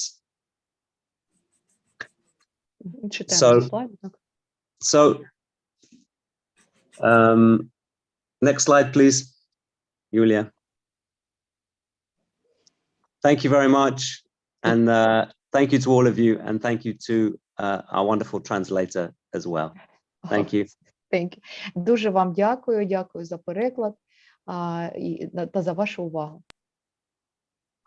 Ви знаєте, мені було дуже важливо, щоб, вибачте, зараз я щось з відео Zoom сьогодні. Дуже важливо, щоб Джонатан прочитав саме цю доповідь, бо ми хотіли показати, що арт-терапія дійсно, вона і музична терапія, вона охоплює дуже важливі і серйозні дослідження, і як ми потребуємо навіть в нашому університеті мистецтва, навіть для курсу, який пройшли студенти, потребуємо заглиблення у психологію, у медичні якісь проблеми. Тобто я вважаю, що наступним кроком нашої розбудови цієї системи, курсу або дисципліни, вона повинна стати все ж таки колаборація з, скажімо, медичними установами або на рівні наукової співпраці, або на рівні практичної співпраці. Тому я дуже дякую Джонатану, я знаю, що він мене розуміє.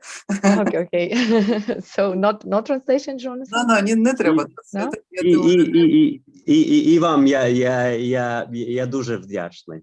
Він просто хотів розповісти про щось інше, але мені було важливо, щоб ви розповіли саме про цю проблему і про цю можливість поліпшувати саме з медичної точки зору. Я вам щиро дякую за це. Чи є запитання? Я бачила руку у когось, якщо ні. Рука була у мене, але я хотіла не запитати, хотіла сказати, що є така лікарка в Києві, Савєлєва Кулік Наталія Олександрівна, яка написала книжку з медичної точки зору про музичну терапію, і, можливо, з нею можна сконтактуватися і мати колаборацію. Дякую, Анастасія. Я думаю, Yes, що ми прагнемо контактувати з усім світом. До речі, завдяки Найджелу і Джонатану і колегам ми сконтактували з центром Джона Хопкінса музики і медицини. Я сподіваюся, що це буде така якась більш плідна праця. Добре, чи є у когось запитання до нашого Джонатана? Якщо ні, то тоді я з задоволенням запрошую до слова нашу наступну спікерку. І також важливо було, щоб вона саме розповіла про свою роботу по комунікування завдяки музиці і за допомогою музиці. Це Клея Фрінт із Единбургу, Шотландії. Прошу, Клея. Я бачу, що ви довго чекаєте свій виступ. Claire, please, you're welcome. Yes, Sorry thank you. for waiting for a long time. No problem. Hello, everybody. Would you like me to be a little bit quicker with my talk? I think we're running late. Ви б хотіли, щоб я швидше розповіла, бо ми запізнюємося по графіку? No problem. First of all, thank you for inviting me. I'm very honored to be part of this exciting conference. Дуже вам дякую за те, що мене запросили. Це велика честь для мене бути частиною цієї конференції. I have a slideshow which I hopefully will share my screen with you. But before I do, I just will tell you a little bit briefly about me. Some of you I have met and some of you I'm meeting. У мене є презентація, я поділюся екраном, але до того, як почати показувати презентацію, я б хотіла дуже коротко розповісти про себе, тому що деяких я зустрічала, а деяких ні. I have been a student of Nigel's 30 years ago now. Я студентка Найджела вже 20 years, yeah, 20? 30. Oh, 30, sorry. Вже 30 років, я вже студентка Найджела. So I'm very lucky and have continued working alongside him and also doing my own projects. І мені дуже пощастило, я продовжила працювати поруч з ним, але в мене є також і щось своє. I work as a cellist, a professional cellist. Я граю на віолончелі професіонально. And also as a community musician, and hopefully I will explain a little bit. You will see what that is. А також, і я вам трохи пізніше поясню, що це. Я музикант суспільства. So, wish me luck. Here's my present. I will try to share the screen. А зараз я намагаюся поділитися з вами своїм екраном. Here we go. Hold on. Share. No, basic. Here we go. Right, can you see this? Give me a thumbs up. Якщо бачите, пальчики доверху. Apologies that I haven't translated it, but I'm so grateful to you for translating.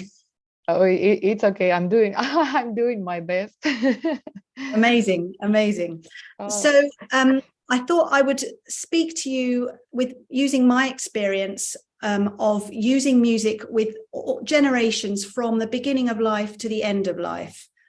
Я б хотіла поділитися своїм досвідом використання музики зі всіма поколіннями, тобто від початку життя і далі.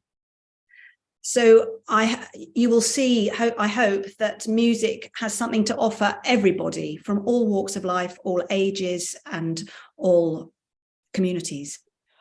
Музика має що запропонувати усім поколінням, усім громадам.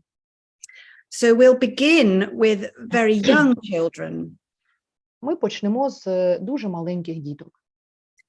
And in the last, probably 10 years, I have started this program of concerts for babies and toddlers, so preschool. Десь 10 років я започаткувала проєкт «Музика для маленьких діток», тобто десь до дошкільного віку. This was important for me as a parent and as a performer. Це було важливо для мене і як для матері, і як для виконавця. Because you will be aware that music is everywhere and sometimes we become deaf to it. І ви маєте розуміти, що музика, вона повсюди, але дуже часто ми стаємо глухими до неї, не чуємо її. So when you're in a restaurant or a shop or even an elevator, you might find music. Коли ви їдете у ліфті, в ресторані, навіть у магазині, у супермаркеті, ви можете знайти музику. And it was very important for me that my daughter and other young children realize that music is made by a human being and an instrument very often. І ще важливо зауважити, що моя дочка та інші діти розуміють, що музику створює людина завдяки інструментам. That it doesn't just come out of a radio or a speaker. Тобто це не просто з радіо чи з колонки звуки, але за цим стоїть людина. So with my colleague who plays the violin, we created, now we have 11 different programs and they're about half an hour long.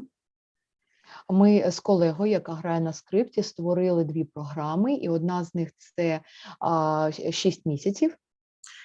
And we created a formula that works very well to engage these very young children for that length of time.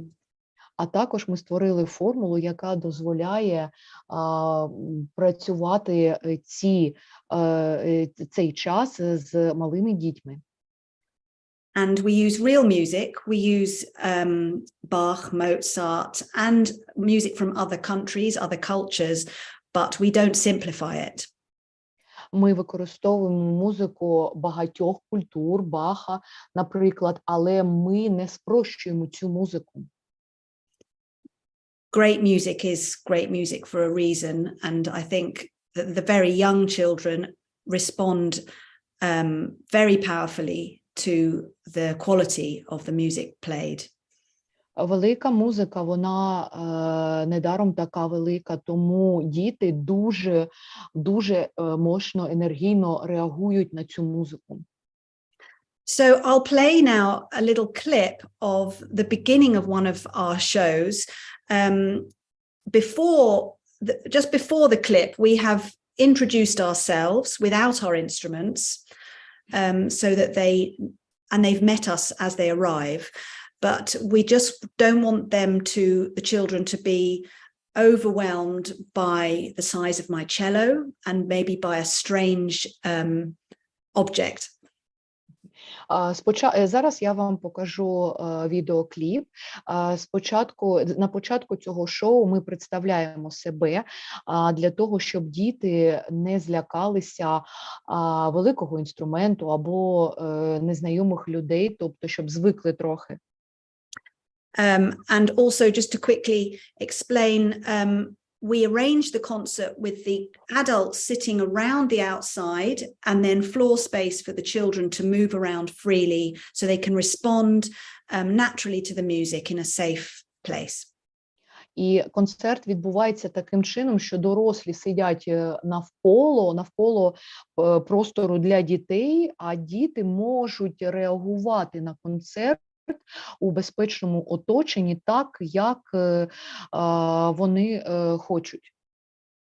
Okay, so I'll just play to the end of the Bach. Pay attention to the little child sitting at the front. She's very sweet. Дитинка, яка сидить перед усіма, дуже симпатична, подивіться на неї. Ми граємо кінець твору Баха. Can you hear it? No, not really. Hold on. There must be something I can do to make that better. Do I need to change any settings? I'm not sure because there were some sounds, but Share not computer very sound. distinct. Here we go. Try this. Yes, now it works.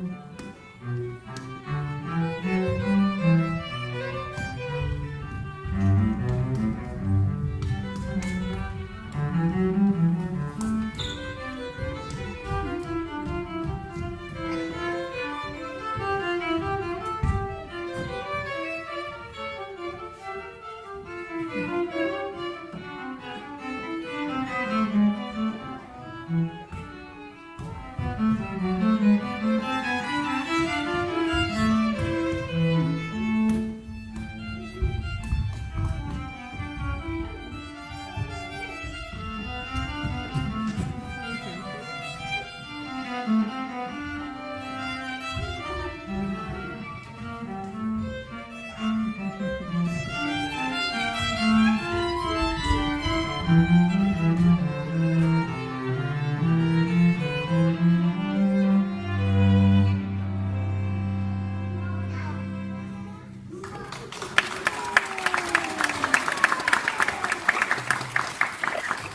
you very much.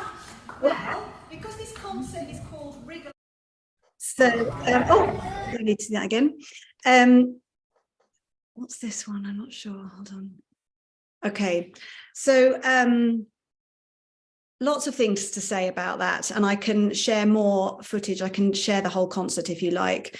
All of our concerts have a theme, so that there is something for those children who are a little bit older. They can maybe attach an understanding to the theme, but otherwise it's just an abstract experience, and we have a variety of styles of music. Якщо бажаєте, я можу поділитися. В мене дуже багато записів концертів, і вони відрізняються за темами, тобто для кожного у нас своя тема, але це більш важливо для більш старших діток, коли вони, скажімо так, розуміються. Тобто, if anyone's interested in starting a similar project, I'd be very happy to help you with that, because it's a very nice way to engage with the community, and it's a very important thing for parents to do with children. It's a nice thing for them to share with their child, and for very young children to share with their sibling. І якщо хтось з вас хоче започаткувати такий проєкт у вас, я з радістю допоможу, тому що це дуже важливо, а також особливо важливий той зв'язок, який виникає у батьків зі своїми дітьми завдяки цьому процесу. Thank you. So moving to preteen, this is a little project that I did recently in a primary school. Це препідлітковий, допідлітковий вік, і ми робимо це в початковій школі. And I took a poet into a school with, she read a poem that she had written that was about some animals in a forest, but the message was very much responding to the impact of COVID. So things like fear and isolation. І тут до свого проєкту я залучила поета або поетесу, який написав вірш про лісових звіряток, але посил цього вірша був трохи глибший, тому що він натякав на ковід і його наслідки – це страх та ізоляція. It was a really interesting experience to work in a school post-COVID, and I really noticed a difference in the confidence of the children to express themselves and to work together with their peers. І це був дуже цікавий досвід працювати у школі у постковідний період, тому що ми побачили зміни у впевненості у дітей, особливо в комунікаціях зі своїми однолітками. Some children had very good reading skills, and some children really were very behind with their reading. У деяких дітей, деякі діти дуже гарно читали, а деякі дуже відставали у навичках читання. So I worked with the children individually, and I recorded them reading a line of the poem. І з кожною дитиною я працювала індивідуально, і кожна дитинка, вона читала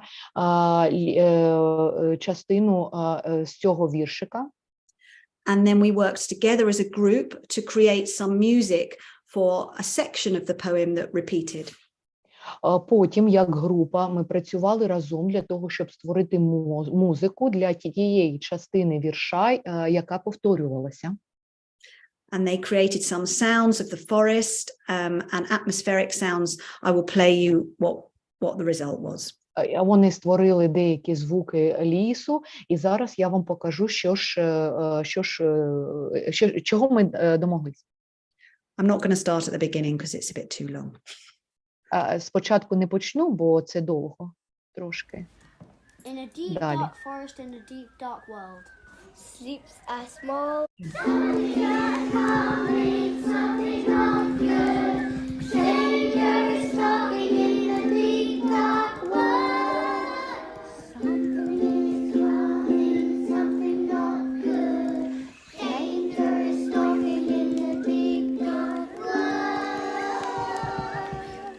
He takes a deep breath, peeps over the rill.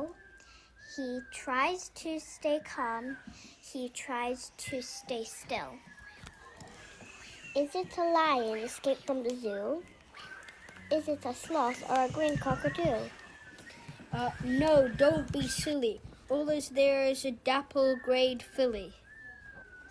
And it goes on like that. But it was a very sweet project, and there were a lot of challenges, and I had much less time with them than I had hoped. Це був дуже цікавий проєкт, але він мав багато викликів, а я мала дуже мало часу, ніж я сподівалася. So now moving on to teenagers. Зараз ми будемо розмовляти про тінейджерів, підлітків. This is just an example of a very successful project that I brought Nigel in as well in the early days. And it's a project for teenagers to come together, create music in a pop and rock kind of environment. And it's very much a social initiative as well as musical. Це була дуже успішна ініціатива, але вона була більш соціальна, ніж музикальна, коли підлітки створювали музику, поп-музику, наприклад, різні напрямки. І тут я працювала разом з Найджелом. As you know, teenagers have a tough time sometimes expressing themselves. It's a difficult age, and playing music together is a perfect way for them to socialize because they can express themselves in a safe way. Як ви знаєте, підлітковий вік, він досить важкий для підлітка, особливо коли треба виразити себе, і тому створювати разом музику, це дуже добре допомагає їм знаходити спільну мову та вираження. This is a clip from one of their concerts. It's just from their website, so I hope this link works. Це кліп з концерту, сподіваюся, посилання працює.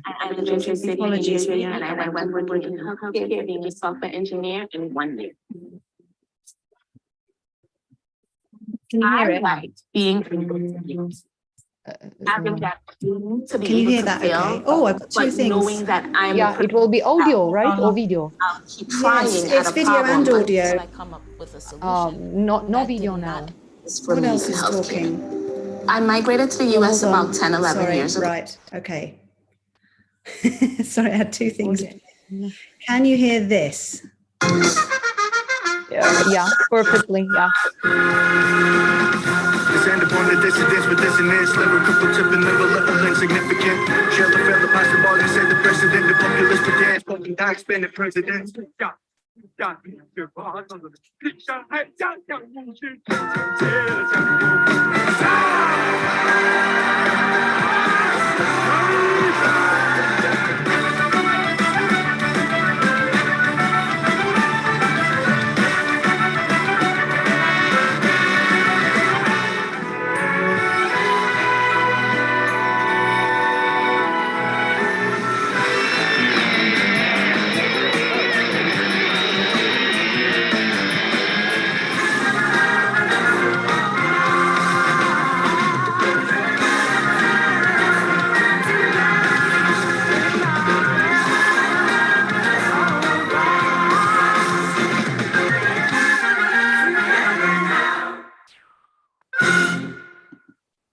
Could you see that as well, or was it just sound?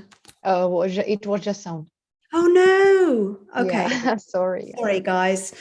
But anyway, I can send you the link for that if you're interested. Тут повинно було відео, але було тільки аудіо, тому я можу вислати посилання додатково. Sorry. Okay, next. The elderly. We've kind of skipped adults, but they'll just say a little bit about working with the Так, дозвольте не казати про дорослих, а переключитися до похилого віку. So music can have a very impactful, beneficial result when working with the elderly. Музика має дуже гарні результати та вплив на людей похилого віку, коли ми працюємо з людьми похилого віку. Music is a hotline to the memory in the brain. Це дуже гарно як вправа для головного мозку. So if you can find the right repertoire and music to share with an elderly person, you will see them revisit their youth. Sorry, revisit? To go back. Oh, yeah, sorry, yeah. Якщо ви знайдете правильний репертуар, правильну музику, то вони будуть вдячні за те, що ви повернетесь, ви можете повертатися знову і знову. And many elderly people who suffer stroke, an aphasic stroke, where they would lose control of one side of their body and their speech. Особливо ті люди, які втрачають після інсульту чутливість деяких частин свого тіла, can be helped to regain their speech through singing. Їм можна допомагати повернути можливість розмовляти завдяки співу, використовуючи спів. So singing uses a different part of the brain than speech, and so you can retrain the brain to some degree to get the speech back. Тому що за спів відповідає не та частина мозку, яка відповідає за здатність розмовляти. Тому іноді вдається перетренувати мозок, і людина вчиться розмовляти. So moving on, special education. So this is adults and children who have additional needs. Зараз ви можете побачити секцію особливого навчання. Це для тих дітей та дорослих людей, які потребують особливої уваги. There is so much to say about this work, but music is absolutely one of the best tools to improve their quality of life. Тут можна казати дуже багато, але головне це те, що музика має величезний вплив на якість їхнього життя, у поліпшенні якості їхнього життя.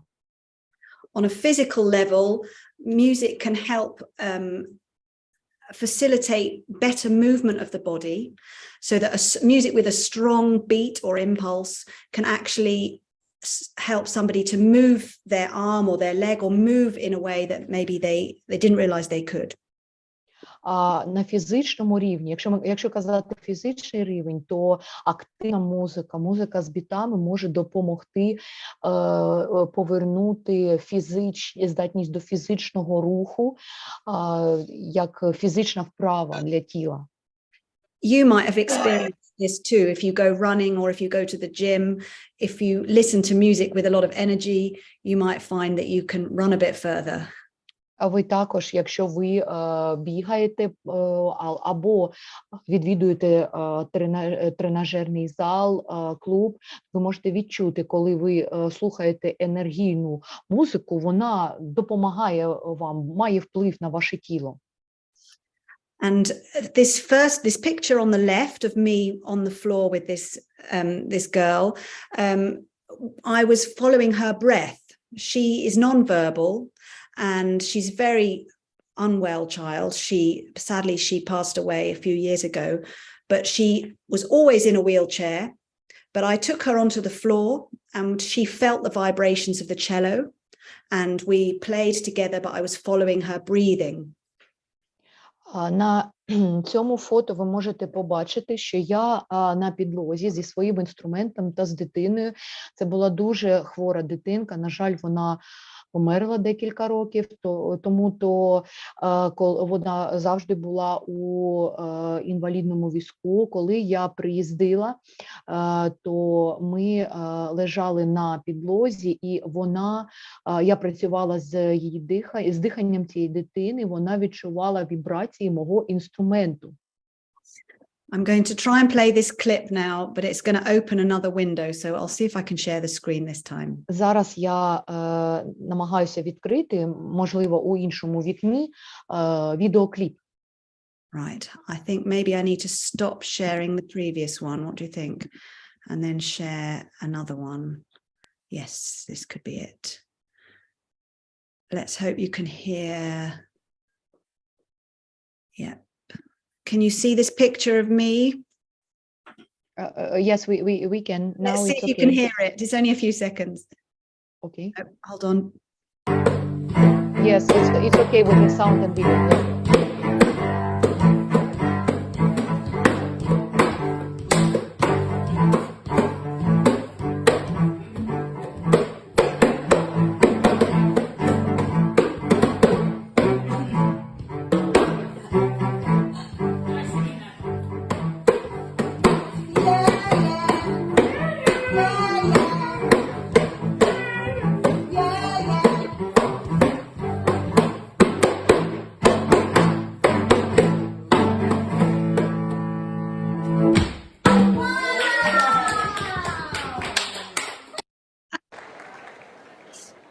Welcome. Oh, sorry. Hold on. It's going on Ditto. to something else. Oh my gosh, what's that doing? I presume we aren't going to talk. Oh, you didn't want to hear that.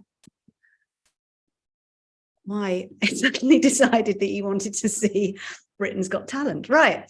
So let me go back to my slideshow. We're nearly done. Зараз ми повернемось до презентації. Ми майже закінчили цю презентацію. And the last slide. Oh, yes. Останній слайд. Yes. Yeah, it's okay. So this is a wonderful model that I would love to roll out across the world because I think it would change the world. Це прекрасна модель, яку я б хотіла розповсюджити на весь світ, бо це прекрасно. We work with children with special needs individually for about 6 to 12 weeks. 6-12 тижнів ми працюємо з дітьми з особливими освітніми потребами, індивідуально, з кожним. They create music. Вони створюють музику. And then we share their music with children from the local mainstream school. А потім ми ділимося цією музикою з місцевих шкіл, з дітьми з місцевих шкіл.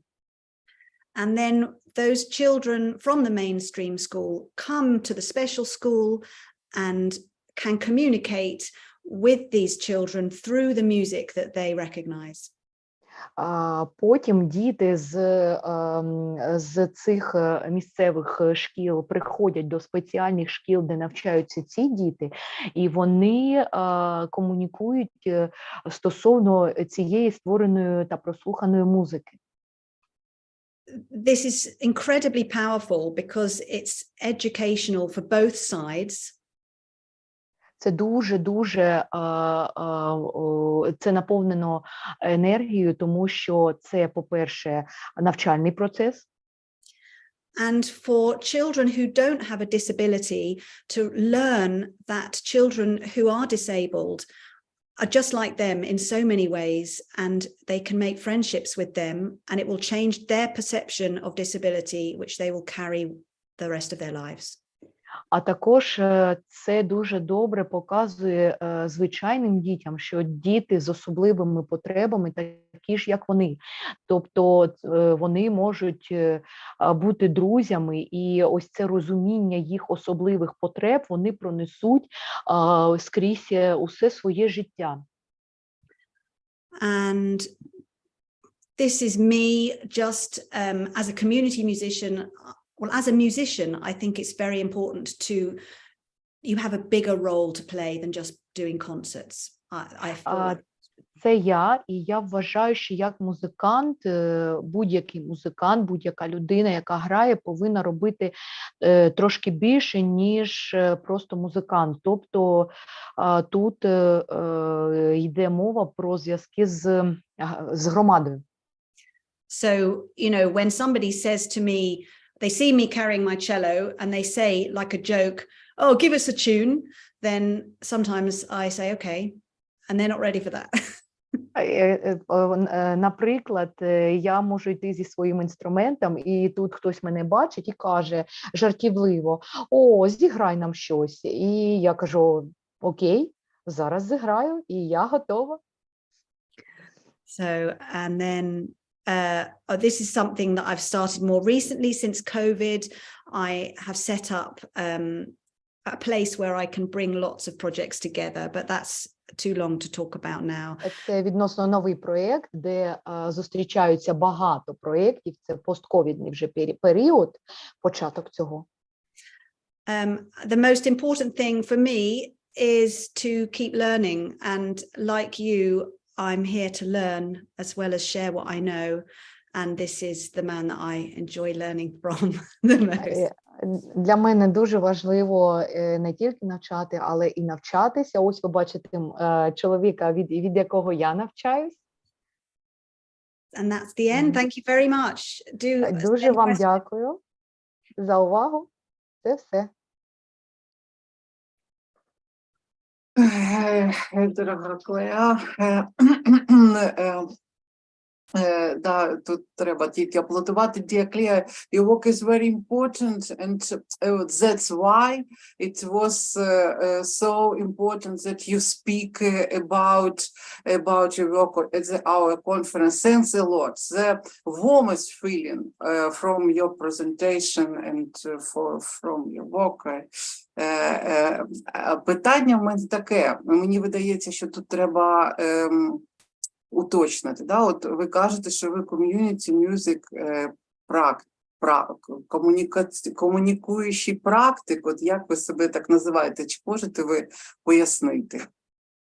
Can you dwell upon a communicator or being communicating practitioner? Yes, not music therapist. Yeah? Yes. So I'm glad you brought that up. It's a very good, an ongoing question and debate. I know what I am, but for some people, a community musician, or I call myself a community music practitioner, which is a bit of a mouthful. Very different. I made a conscious decision not to train to do music therapy.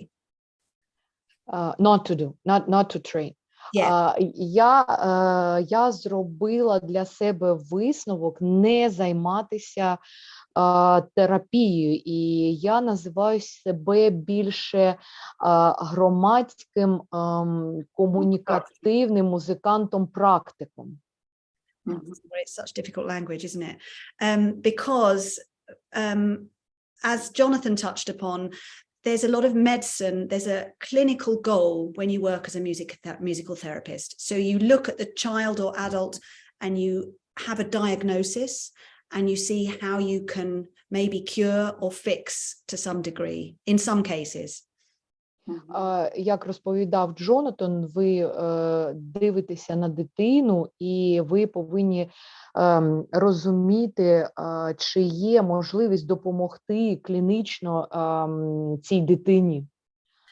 For me, I think my strength is using music to improve the quality of life without, just to accept the person as they are. Somebody with a disability has other abilities. Але про себе я б сказала, що я приймаю людину такою, як вона є, з її особливостями, не намагаючись змінити людину. And I like to use music to help improve communication, especially for somebody who's non-verbal. і особливо поліпшити якість життя та якість комунікації завдяки музиці, особливо тим людям, які не розмовляють, які є невербальними.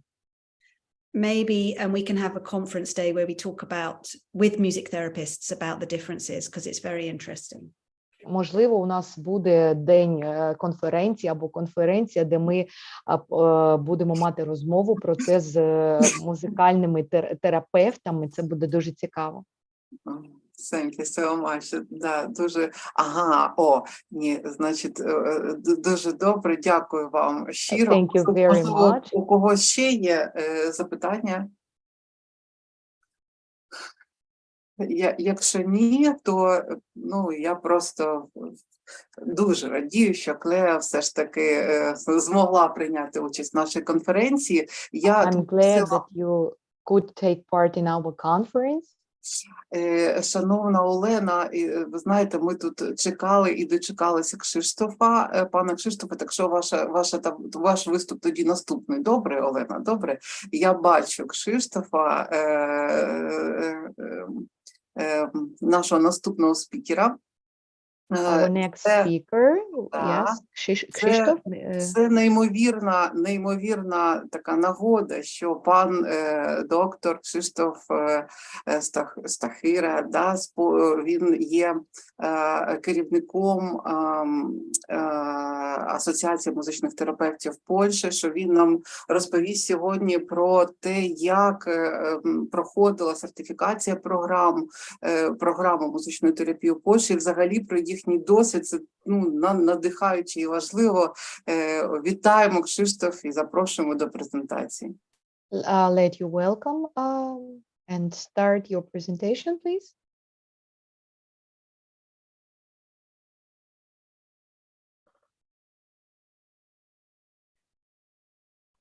Thank you very much. Good morning, everybody. Доброго ранку. Дякую всім. I'm not sure if you can see my presentation on your screen. We can, but it's not in demonstration mode. It's just like a page from PowerPoint application. It could stay like this if you don't mind. Okay. Okay, I'm very happy to be here with you, and Мені дуже радісно бути з вами тут. Це велика честь.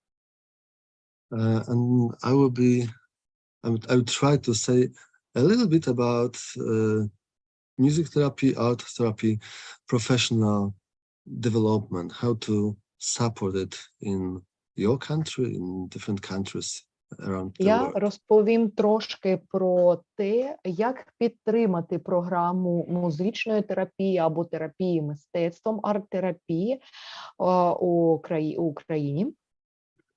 As you know, art therapy, music therapy, and art in general can be an amazing tool to work with people, facilitate building relationships, for emotional expression, regulations. Арт-терапія може бути дуже гарним інструментом в спілкуванні людей. And art therapists know it, but because we experience it many times, but this is not clear for the others very often. So people sometimes do not accept art as a therapy because they don't know or they know nothing about it. Але дуже часто люди не сприймають арт-терапію як інструмент, тому що вони дуже мало знають про це. So important is how to make them believe in the power of art. And we have to, yeah. І це дуже важливо, щоб вони повірили та побачили силу мистецтва. Yeah, and the question is how to do it and how to make our profession, art therapists, music therapists, dance therapists, and so on, movement therapists, profession recognized, acknowledged, and legally protected.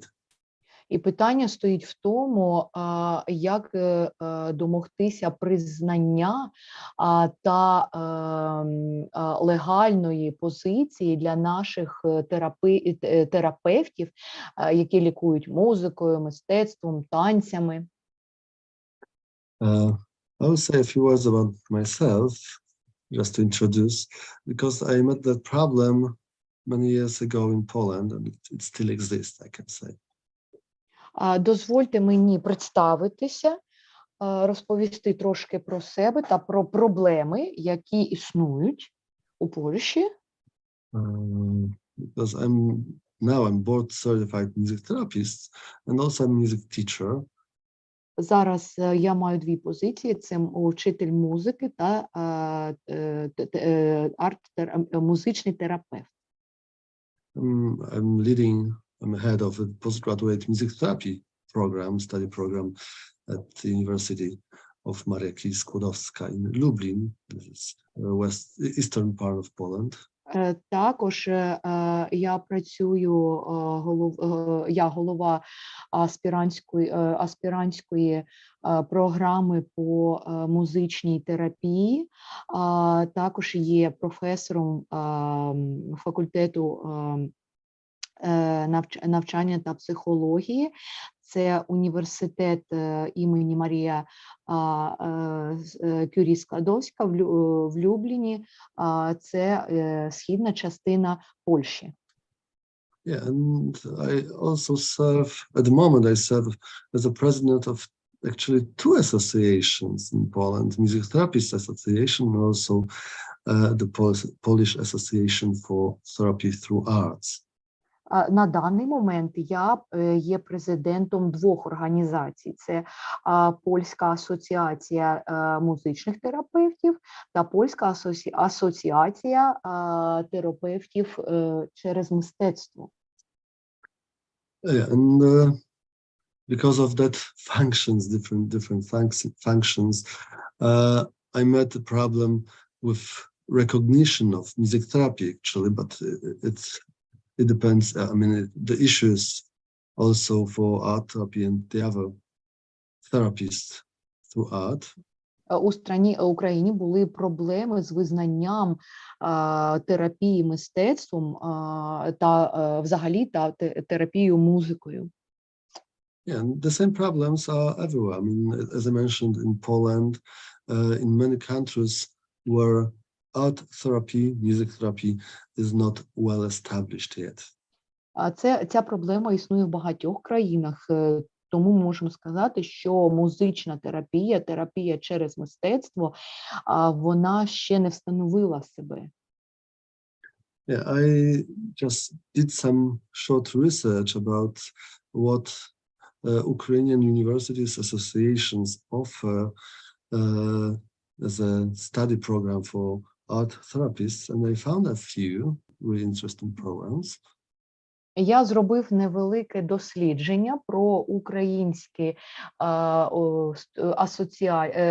навчальні заклади та асоціації, що вони можуть надати в якості можливості для терапії мистецтвом. But unfortunately, I think that you struggle with the same problem like Poland still, but there is no state recognition, no country law recognition for that kind of therapies. І я бачу, що ви стикаєтесь з тими ж самими проблемами, які існують у Польщі, тому що країна не визнає, скажімо так, арт-терапію. About 20 years ago, I started to think how to organize the therapist training, develop the discipline at the same time, and the outcome, the result should be to become a serious, respected partner for the national healthcare systems and the education system in Poland. Ще 20 років тому я почав думати про те, як розвивати та встановлювати арт-терапію так, щоб вона була серйозним партнером для системи, для медичної системи країни. So I thought about what do we as music therapists, but I will be talking about music therapists because I'm a music therapist, but it is also connected to any kind of therapy through arts. Музична терапія пов'язана з терапією мистецтвом. So I asked, what do we expect? What we want to get? So to be treated seriously. We want recognition of music therapy. What I wrote on the screen, you can translate, please. Окей. Я задав собі питання, що очікують музичні терапевти для того, щоб їх сприймали серйозно, прийняли музичну терапію та інклюзію до списку офіційних професій, захищали професіональний титул, отримати захист професіонального титулу музичного терапевта, а також, що буде зроблено для створення робочих місць не тільки в навчанні, а ще і у терапевтичних, скажімо так, умовах. Окей? Everything goes together. I mean, if we are recognized as therapists, we can get a job. We can offer training at the university, and we have new therapists who can promote that kind of therapy. Це все дуже пов'язано, тому що якщо отримати признання як музичний терапевт, то виникає можливість отримати робоче місце або навчитися і навчати музичній терапії у навчальних закладах. But when I thought what music therapist community can usually offer, А потім я подумав, що самі музичні терапевти можуть дати, запропонувати, вибачте. Exactly. And I realized that we have no accepted standards. У нас немає прийнятих стандартів. We have lack of control over the quality of music therapy, education and trainings. У нас недостатній контроль якості музичної терапії, навчання музичній терапії та тренування. So everyone was able to open a music therapy training or course and offer something that doesn't have to be music therapy, actually. Тобто, коли відкривалися курси, був ризик того, що люди пропонували різні речі, які не обов'язково були частиною музичної терапії. And education programs do not take into account supervision and internship because of a few reasons. А також програми навчання не приймають до уваги якісь типи нагляду або обміну, або інтернатури обміну. And so I started to research how it looks in different parts of the world. It was pretty nice because I was cooperating with the World Federation of Music Therapy, and I was able to connect with different countries, different regions to talk about it. І я почав вивчати, як складається ситуація з цим у інших країнах світу. В мене є контакт з Всесвітньою організацією музичних терапевтів, а також я комунікую та отримую інформацію від інших музичних терапевтів.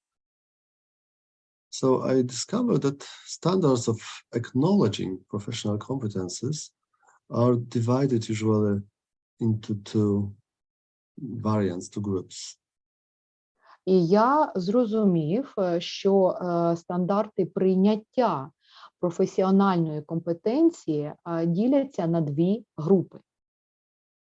So one is certification, when this kind of verification of knowledge and skills. So when someone is graduated from music therapy training, can also apply for a certificate. Перша група – це сертифікація. Це підтвердження знання та навиків, які отримують перспективні терапевти, та вони можуть податися на отримання сертифікату.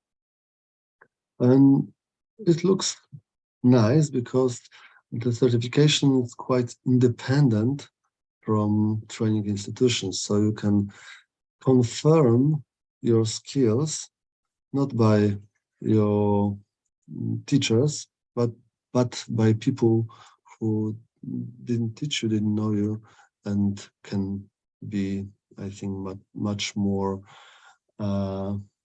independent.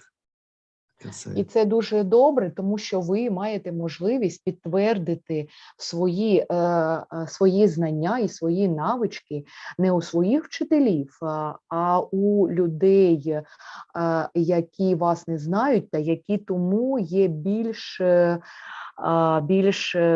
незалежними у прийнятті рішень. And the second option is registration.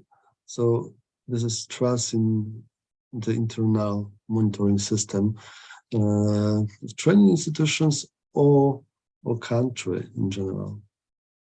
І друге – це регістрація, це довіра у якихось довіра до внутрішніх систем нагляду за навчальними закладами. And I think it can work pretty nice when the training level quality is pretty high and well established, as it is in United Kingdom, for example. І я гадаю, що це може дуже добре працювати, особливо з високими стандартами навчання. Наприклад, як приклад, можу навести Велику Британію. But because of different challenges we have to meet in countries where art therapy, music therapy is not well established yet, I decided that certification is the best solution for that countries. Ті країни, в яких це все ще не має дуже доброго розвитку, вирішили, що для них добрим варіантом буде сертифікація.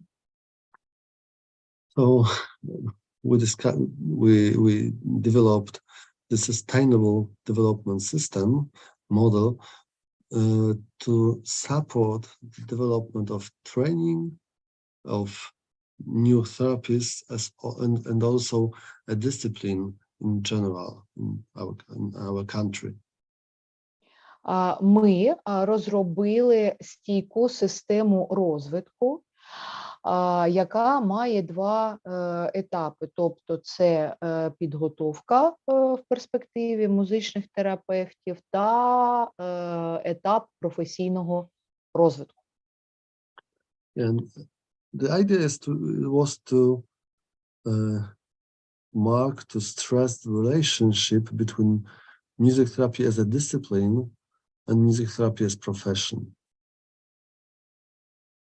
So discipline is a science and profession as a kind of therapeutic work, actions. Окей. Я хочу підкреслити зв'язок між музичною терапією як наукою та професією. Професійно та научно.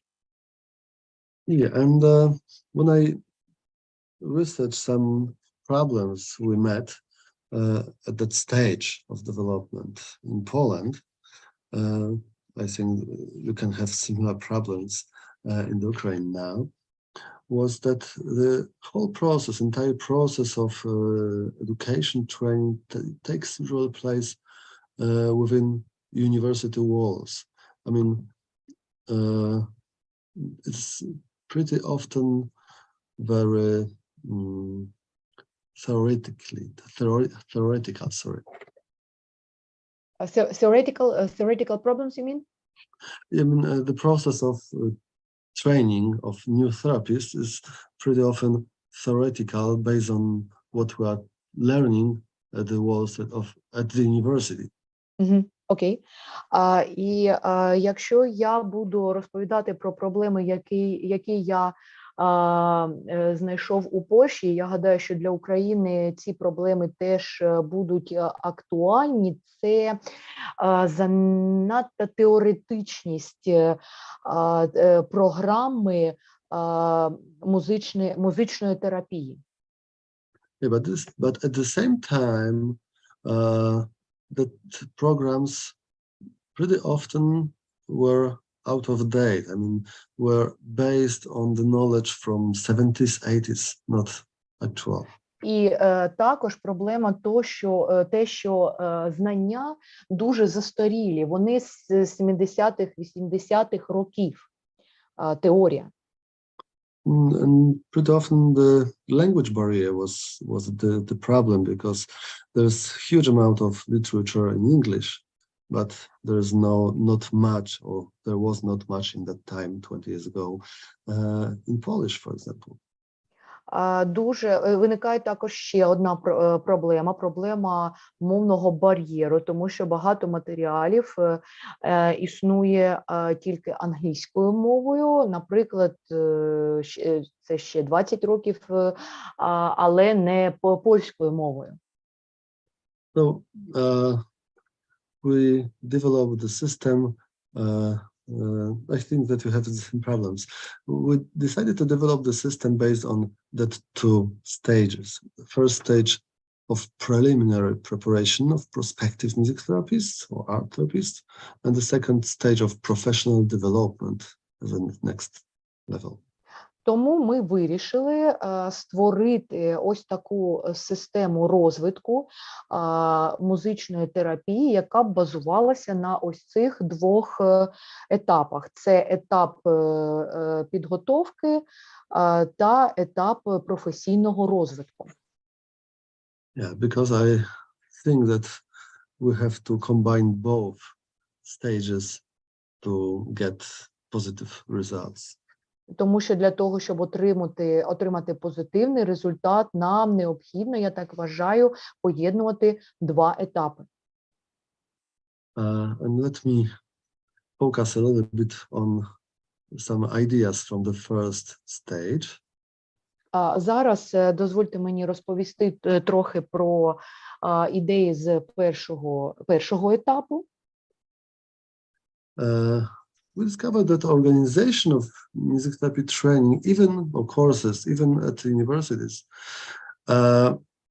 does not automatically lead to development of the field of therapy, music therapy, for example. Вивчення предметів в навчальному закладі не завжди обов'язково веде до того, що людина набуває навичок музичного терапевта. Thank you. It's because when we start at the very beginning time of development of the standards, for example, teachers, lecturers are usually people who are interested in the field of therapy, but they are not pretty often not well educated, maybe some of them. Коли ми починаємо якісь зміни, наприклад, в програмі музикальної терапії, то ті люди, що навчають, педагоги, лектори, вони дуже часто не дуже добре навчені. And I met programs where titled music therapy or trainings about music therapy, and when you read the whole schedule. It has nothing with music therapy at all.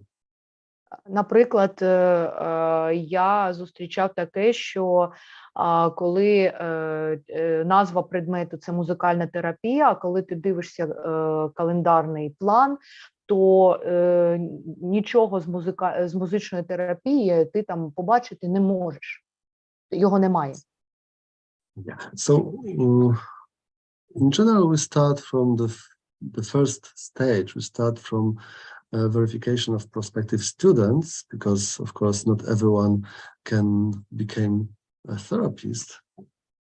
І спочатку ми займаємося відбором студентів, тому що не кожна людина має здатність стати терапевтом. And after that part of the process, we can start the training. And as I wrote here, the training program should be drawn up independently by the individual institution, educational institutions. However, and this is important, each of them should include some content indicated as a fundamental, comprising core elements of the program identified by an expert team. Далі ми можемо починати навчальну програму. І ось тут, якщо читати зі слайду, навчальна програма повинна незалежно складатися навчальними закладами, але кожен навчальний заклад повинен включати фундаментальні знання, центрові елементи програми, які будуть зазначені такими експертною групою до своєї програми. So we should try to establish standards, good standards, but definitely avoid standardization. І хоча в нас повинні бути установлені сталі стандарти, але ми не повинні слідувати за стандартизацією. What does it mean? It means that every institution, every program has its individual staff that has unique qualifications, experiences, specializations, and we should cooperate with them to use that abilities, that skills.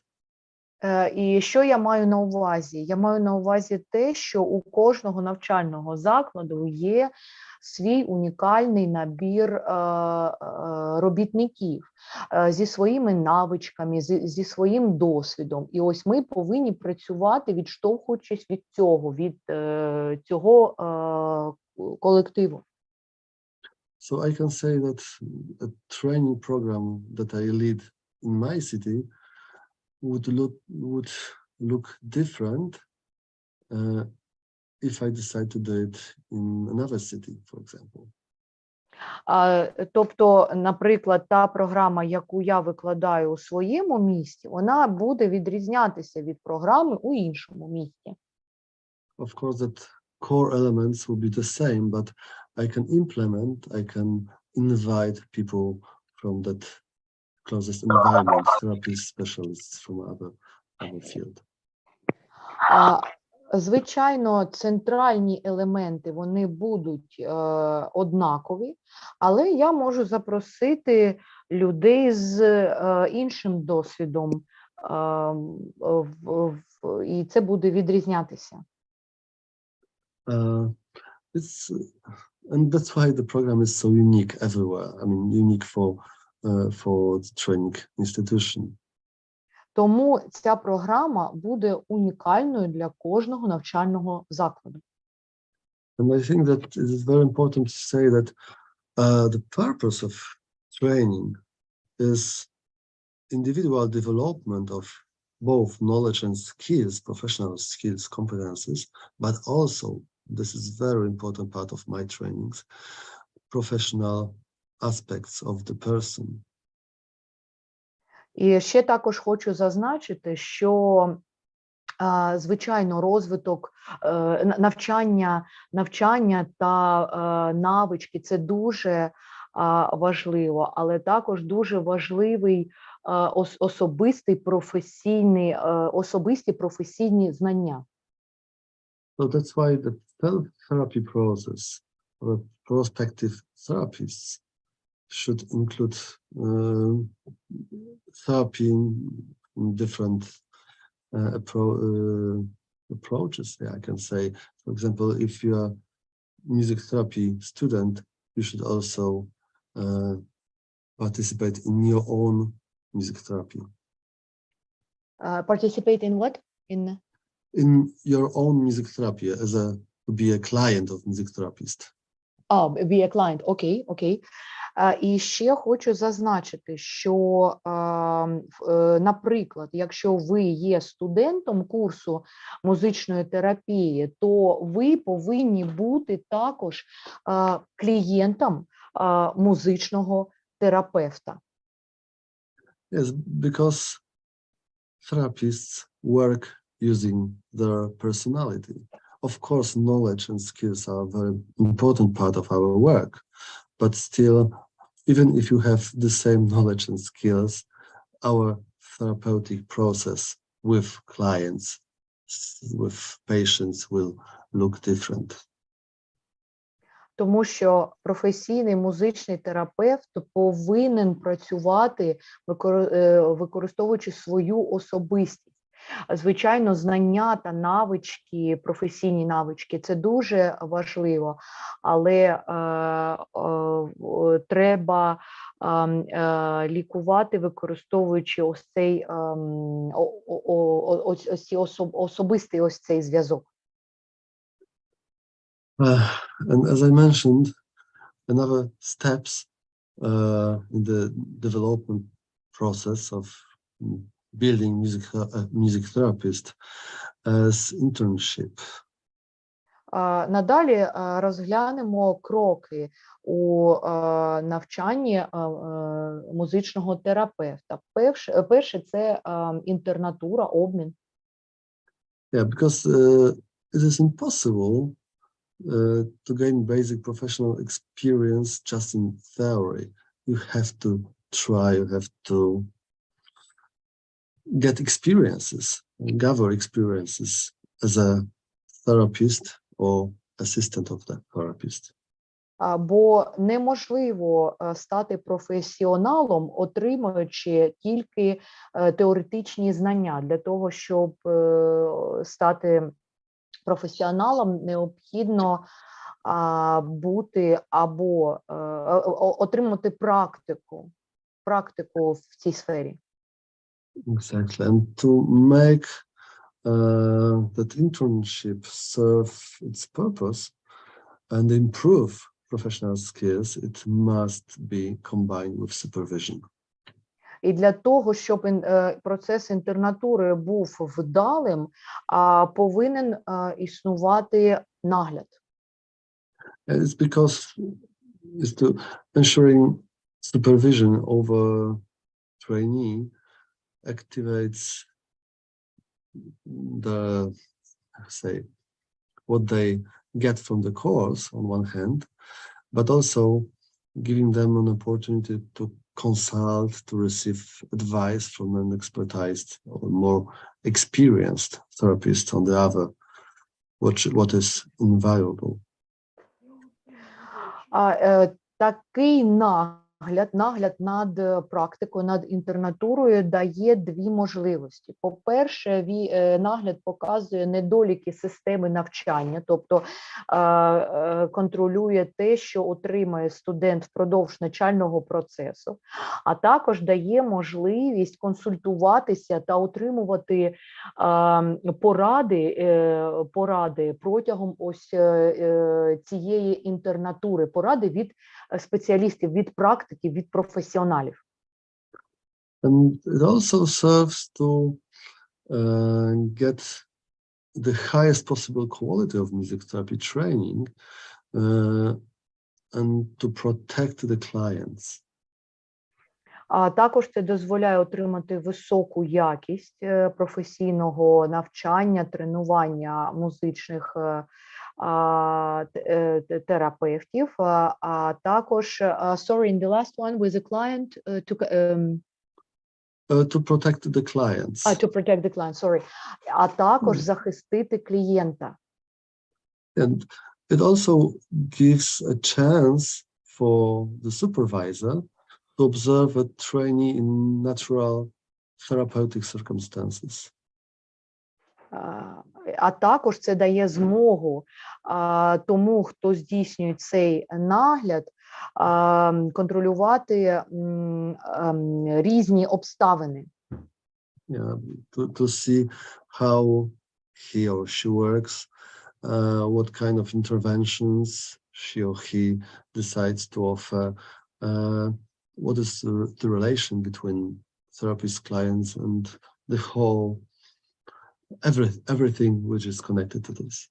Тобто контролювати все те, що пов'язано з процесом музичної терапії, які варіанти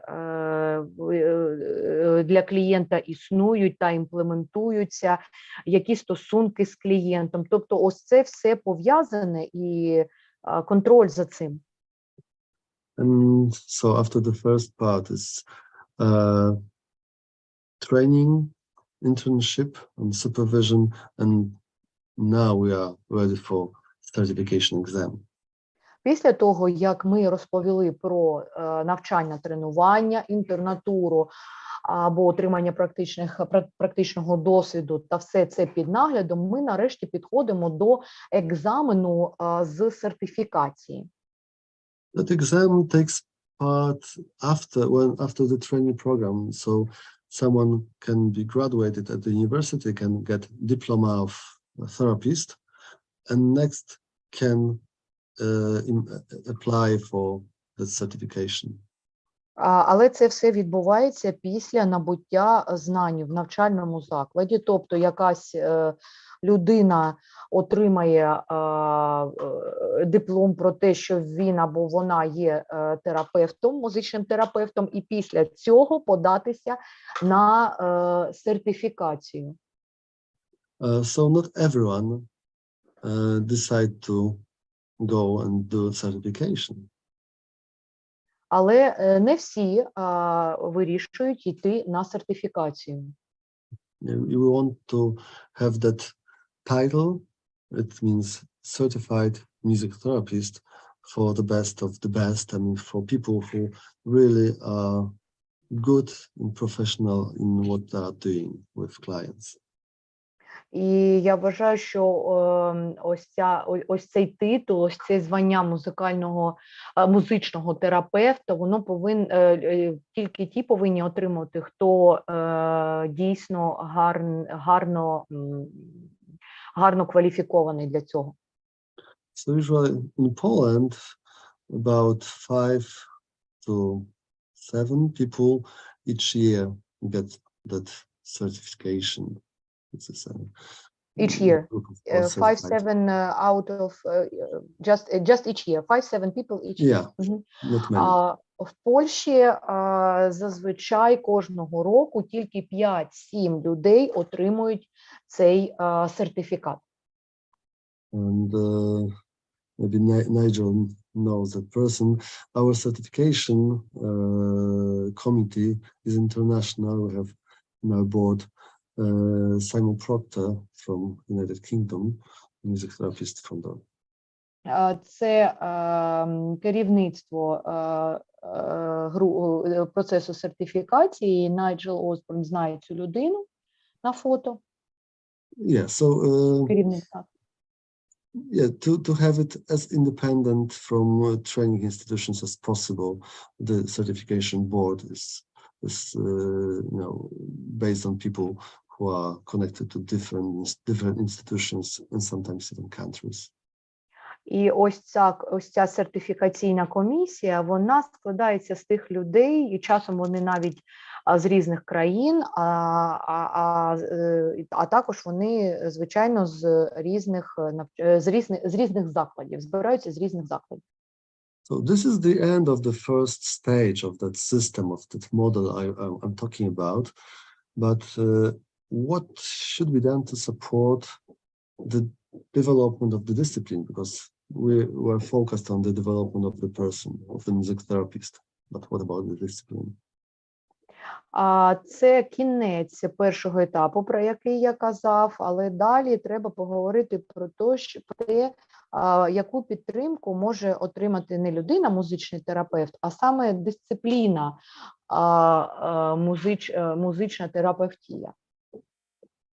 So each certified music therapist or art therapist are obliged to continually improve their skills and gain more extensive knowledge using system of further trainings, and workshops, conferences, publications, research, ideas. Ця людина, яка планує бути музичним терапевтом,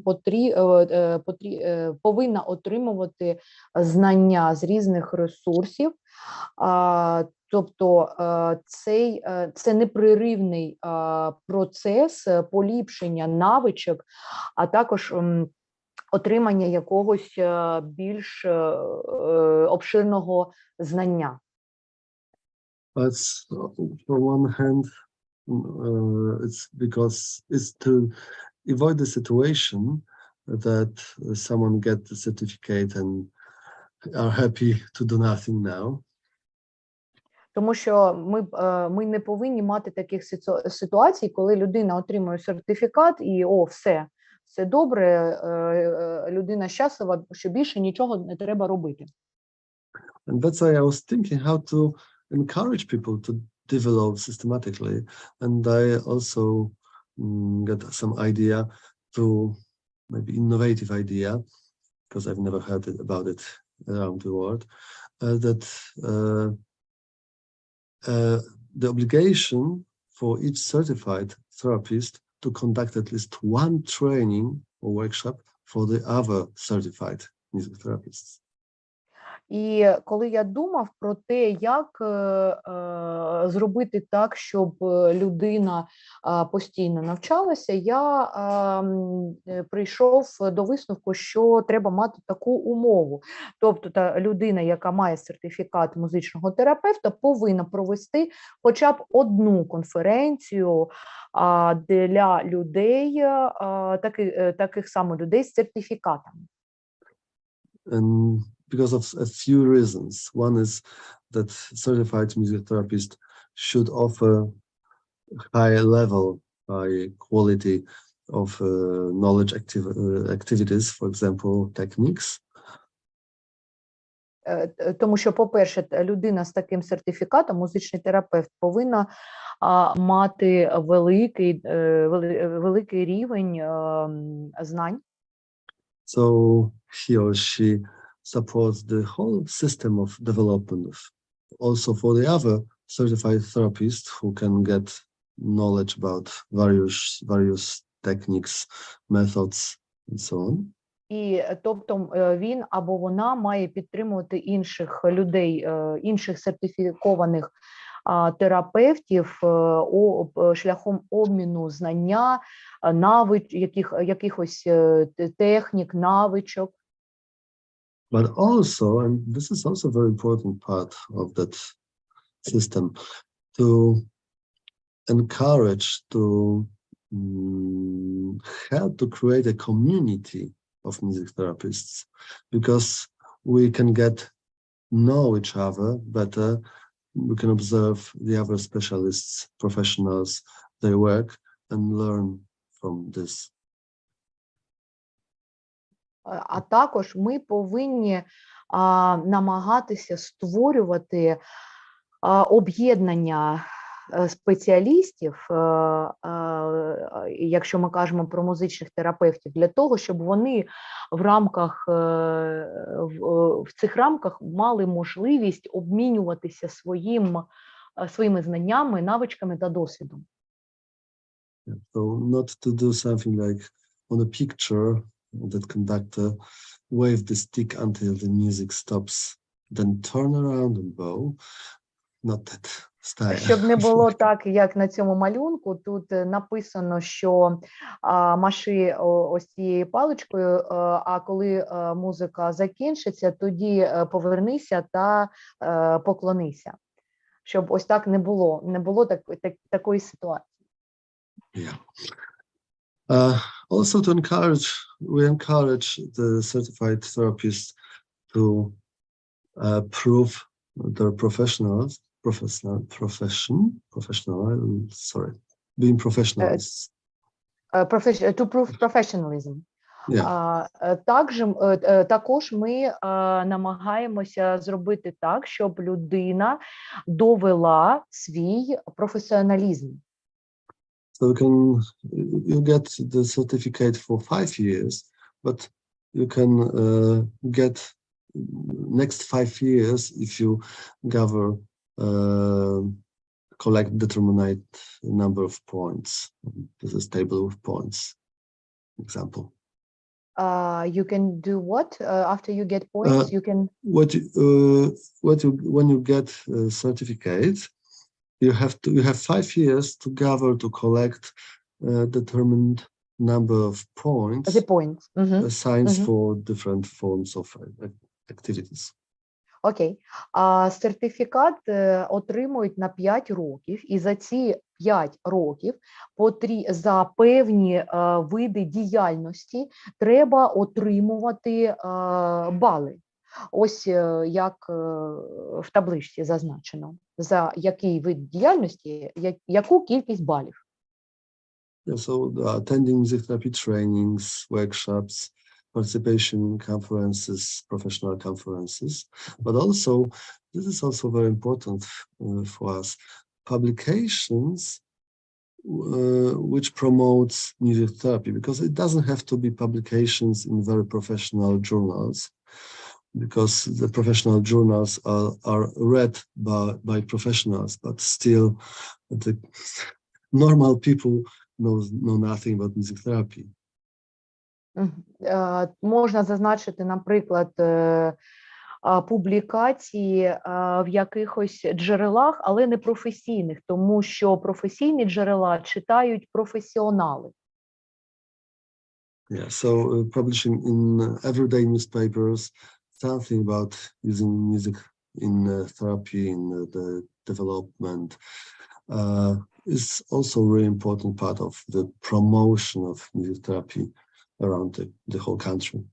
Наприклад, статті в загальних газетах, де розповідають про музичну терапію або розповідають про користь цієї терапії, це також є важливим кроком до рекламування такої сфери, як терапія музикою, мистецтвом. Or other kinds of therapy through us, because the music therapy is just an example here. Тут музична терапія, тільки приклад, це є дійсним і стосовно інших галузей терапії. And this is graphic representation of the whole model. And we start our path from initial verification of candidates. Next is education and training, internship under supervision, certification exam if you decide to do it. If you fail, you have to come back for the training or to discover some new ideas how to become better. And next, if you pass the exam, you can get certificate for 3 to 5 years. Now it's 5 years. And you go to the second stage, the professional development stage. And that is the second part of that screen. And this is that system of professional development. If you accumulate the adequate number of points, you get automatically recertification. If it's lack of that points, you have to pass certification exam again if you want to have the certification still. Окей. На даному слайді ви можете побачити все, про що розповідали, тобто починаючи від початку, коли ми обираємо кандидатів на цю професію, потім йде навчальний процес, потім у нас інтернатура, після інтернатури сертифікаційний екзамен. Якщо людина здає цей екзамен, наступні 3-5 років він або вона може збирати ось ці бали до наступної ресертифікації. And the strategy is to get as high standards as possible, standards of education of future or current therapists.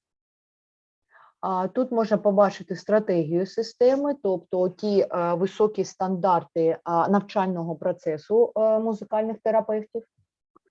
Also to show outside for the other professionals, for public administration bodies, medical staff, that we are doing good quality job. Також це важливо для того, щоб інші медичні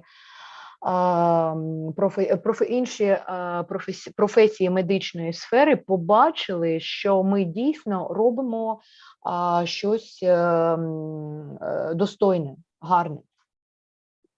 Yes, because sometimes people think that, okay, music therapy is like listening to relaxation music and doing nothing, but it's not like this. So if you can show that our training is really professional and skills and knowledge that graduates have got is really high level, we can be recognized in the future or even now by the government and the whole healthcare system.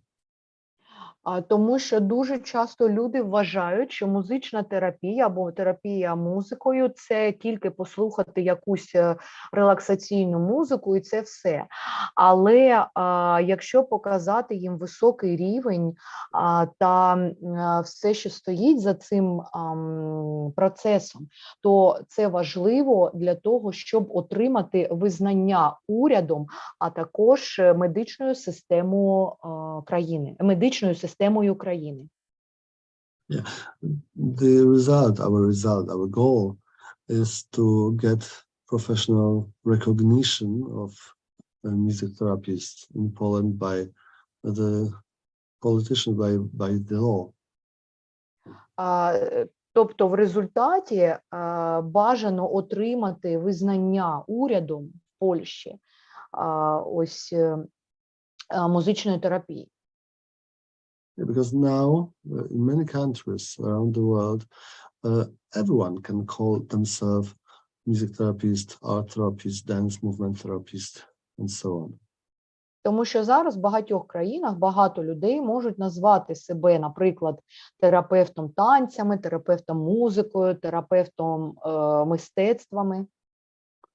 But this is one of the biggest challenge for the development of the discipline, because people don't know whom they could trust. Because if you go to the medical doctor, your physician, you can trust the person that he knows what to do to help you. But if you go to a music therapist and you discover that he knows nothing about it and just say that I will do some magic and you will be healthy and happy, it means that people lost the trust to that kind of therapist. І цей факт становиться дуже важливим викликом для цієї сфери, тому що, наприклад, коли ви йдете до звичайного лікаря, терапевта, він знає, що робити з вами, які ліки прописати, як лікувати.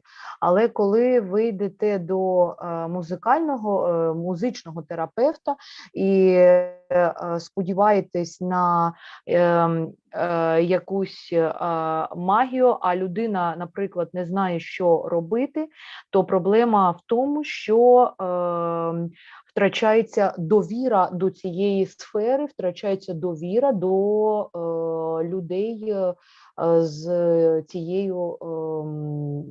цим іменем, з цією назвою.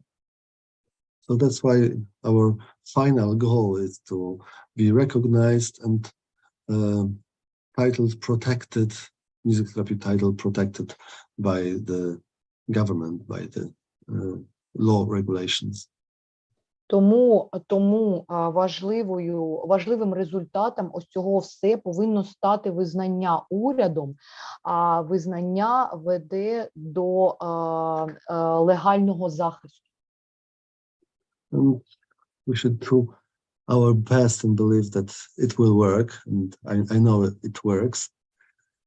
Ми маємо вірити в те, що все запрацює, і я знаю, що так і буде. I want to say, yeah. Can I translate the inscription on your picture? Якщо ви подивитеся на цю картинку, то черепаха каже: "О Боже, я можу літати". І надпис, що оптимізм – це найкращий спосіб бачити життя. Окей. Thank you. I wanted to say that we should stay optimistic even if the circumstances are really difficult, especially in your country now, even if the whole world is upside down sometimes. Ми повинні залишатися оптимістами навіть у такому скрутному положенні, яке існує у вашій країні зараз, коли весь світ колихнувся. But what we can do, we can try to do our best to try to make the world the better place to live for everyone. Але ми можемо зробити так, щоб цей світ був кращим місцем для життя. Thank you very much for your patience, and thank you, Alina, for its translation. You're welcome. Дуже вам дякую за вашу терплячість, за переклад. Dear Krzysztof, we are very pleased to meet you and look forward to our cooperation. Maybe your experience is very important for our work in future and in general. And a lot of a lot of questions to think about and interesting ideas. Thank you a lot. My question: what postgraduate program are you doing now, or are you teaching now in Polish? In Polish, I mean, I'm head of the music therapy postgraduate program. It's for people who want to become music therapists. Я є головою програми для аспірантів музичних терапевтів. And the program at my university is quite different than other, maybe not quite different. It's a little bit different because candidates are people who are with very different background, professional background. People are not musicians, as it usually is. Music therapists, usually musicians, apply to be music therapist. I collect people from very different professions, various professions. Зазвичай музичний терапевт – це людина з музичним бекграундом або професією, але я намагаюся залучити людей з інших галузей, з багатьох галузей. Yeah, and we are working together to become professionals and to be as good music therapists as possible. І ми працюємо разом для того, щоб бути найкращими музичними терапевтами, наскільки це можливо. With the respect for the resources and background, of course. З повагою до життєвого досвіду, бекграунду цих людей, звичайно. So we have musicians as students, psychologists, special education people, but also medical doctors, even now director of international French cooperation, building cooperation, construction. Тобто ми маємо, наприклад, музикантів, екологів, а також ось зараз людина з будівницької французької компанії. So they don't have to be musicians, graduated in music education or something like this, but they have to have music skills and passion to music, but also passion for people, because this is very important. Musicians sometimes are too much focused on music. I want to collect students, people who think about the other people and how to use music to support them. Тобто вони не повинні бути музикантами, але вони повинні мати певні музичні навички, але ще дещо більш важливе, вони повинні мати хист до музики, а також до допомоги іншим людям, тому що дуже часто професійні музиканти, вони зосереджені більше на музиці, а не на людях. Тут же музичний терапевт, він повинен мати співчуття до людей. This is very difficult sometimes for musicians to become music therapists. І тому музикантам дуже часто важко ставати музичними терапевтами. I don't know if I answered your question or я зрозуміла. Ви знаєте, я особисто щиро хочу подякувати Найджелу за те, що він сконтактував мене з паном Кшиштофом. I understand, and I'm very grateful to Mr. Nigel, who let me meet you. I'm very happy to meet you and to be with you now, and for Nigel as well. Я також вдячний, також задоволений. Просто дійсно ваш досвід, він дуже серйозний. Я вважаю, ви перфекціоніст, але чому це не добре? Це дуже добре. I think that your experience is very serious, unique, and you think that being a perfectionist is something not really good, but I think that it is really good for you.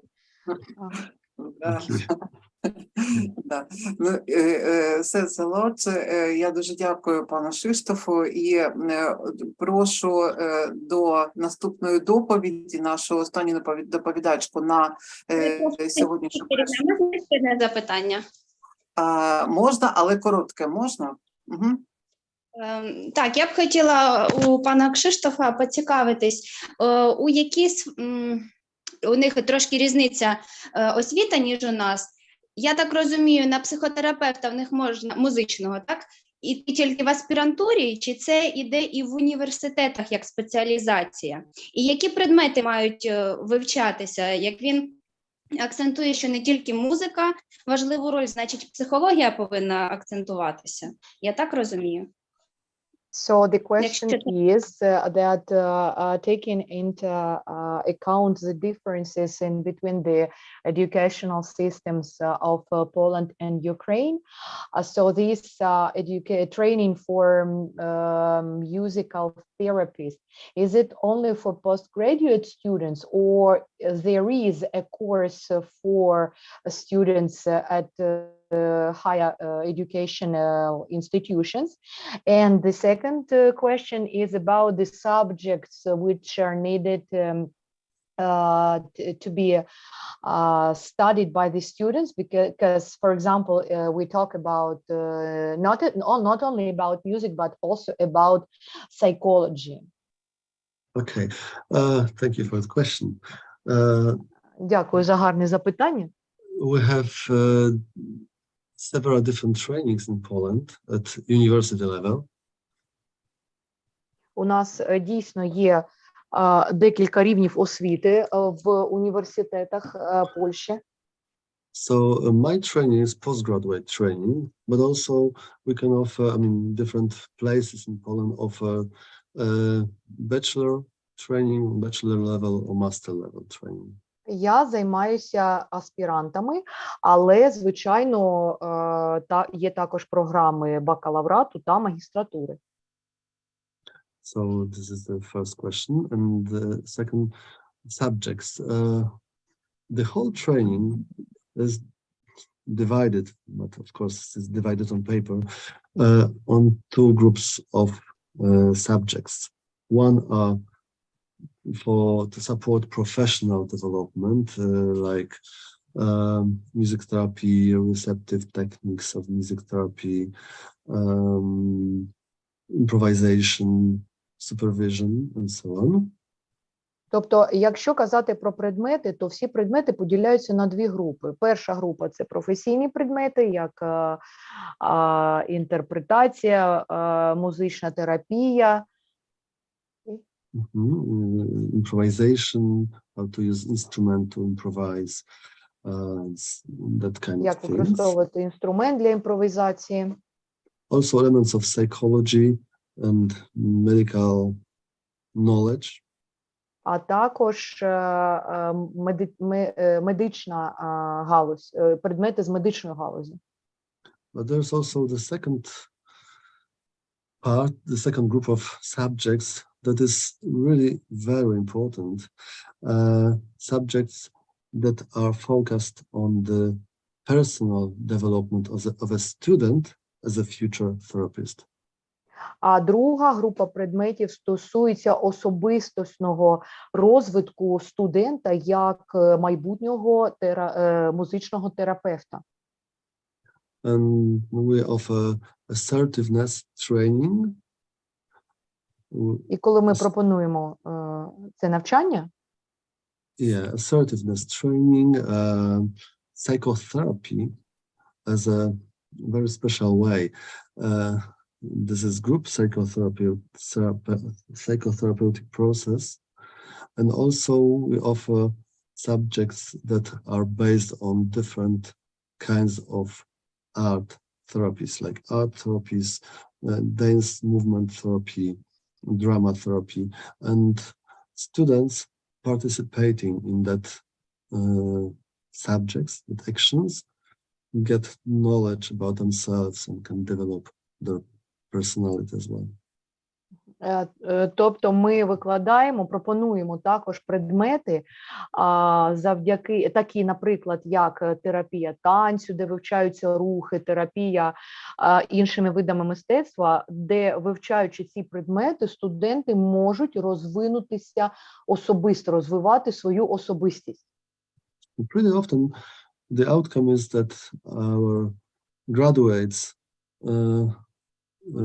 are talking about the change in their lives. So that study program is not only to get a diploma, but it has changed their lives as well. І дуже часто наші випускники кажуть про те, що ця програма була не тільки для них, не тільки як засіб отримати диплом, а також як змінити себе. If you need a list of subjects, there is no problem, but still titles of subjects do not give you much information because it depends on the person who leads that subject and that personality and approach to the students as well. Якщо ви бажаєте, я можу надати вам список предметів, але я не думаю, що вам він дуже допоможе, тому що наповненість предмету залежить від людини, яка викладає цей предмет. Yeah. So if you need any other information, just contact me. Feel free to do it on that email address, chris.stachyra@gmail.com, and I will be happy to share some other Ви information. можете написати мені на мою електронну адресу, і я відповім на всі запитання. Bardzo dziękuję. Да. Dziękuję. Дякуємо щиро вам, Кшиштоф, ще раз. І я прошу тоді до слова останньою доповідачкою на нашій першій секції, це Олена Либо. Значить, хто, вибачте, слідкує за нашою програмою, і там є велика доповідь від центру Джона Хопкінса, я хочу сказати, що вони надіслали нам відео, і ми додамо туди титри, і тоді, мабуть, викладемо його, тому що воно доволі таке тривале, і його треба титрувати, я так розумію. От наша доповідачка Олена Либо, вона виступить наживо, і з темою, яка також мені хотілося, щоб ми охопили максимально якісь напрями, не тільки музична терапія, але й терапія театром. Отже, театротерапія як засіб збагачення соціокультурного досвіду. Прошу, пані Олена. І скажіть, вам потрібна моя допомога для демонстрації прикладів? Так. Доброго дня. Так, я вам надіслала, да, Юлічка? Вибачте, а переклад потрібен на англійську мову чи ні? Давайте спитаємо. Of course, бо маємо слухачів англійської. Є у нас слухачі. Доброго дня. Давайте будемо говорити про театротерапію і як засіб, дійсно, збагачення соціокультурного досвіду. Let's talk about theater therapy as a means of enriching internal experience. На сучасному етапі в Україні арт-терапія поступово, але перетворюється на такий потужний вид психотерапії і психологічної корекції. Now art therapy in Ukraine is turning into a powerful tool of psychological help and correction. Який заснований на мистецтві та творчості. And it is based on art and creativity.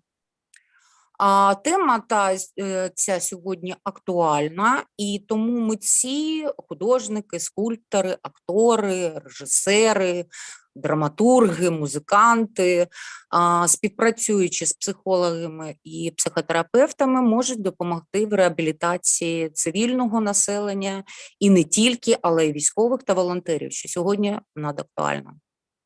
And this topic is very urgent nowadays, and to all the artists of different professions, for example, like sculptors, painters, musicians, and different professions, they can all unite in help to the civilians, or what is more urgent now, to the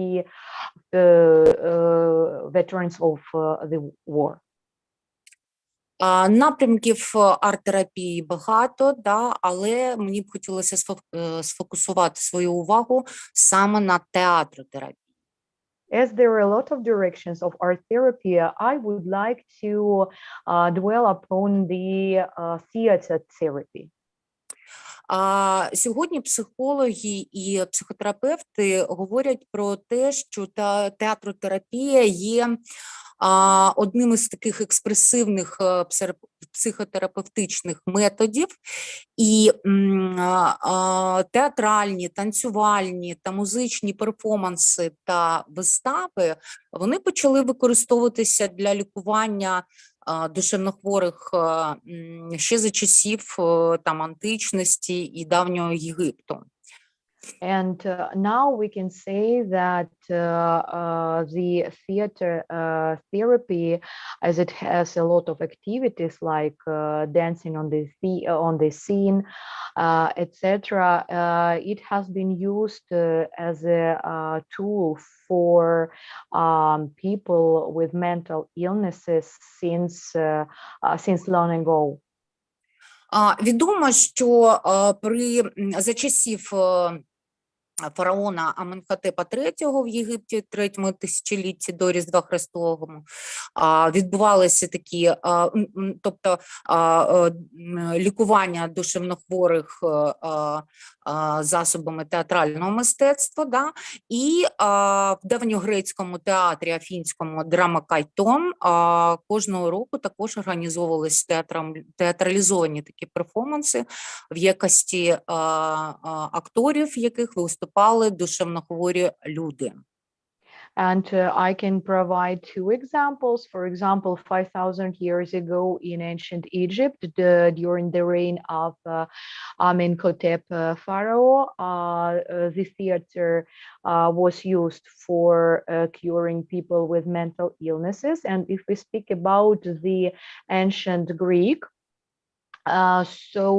there were special performances where the actors had some mental problems. За останні роки в структурі театротерапії виділяються самостійні такі піднапрямки.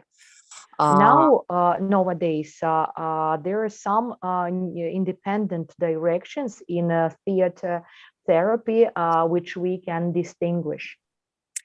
Це драматерапія, до якої відноситься психодрама, соціодрама, психомелодрама. Drama therapy with psychodrama, social drama.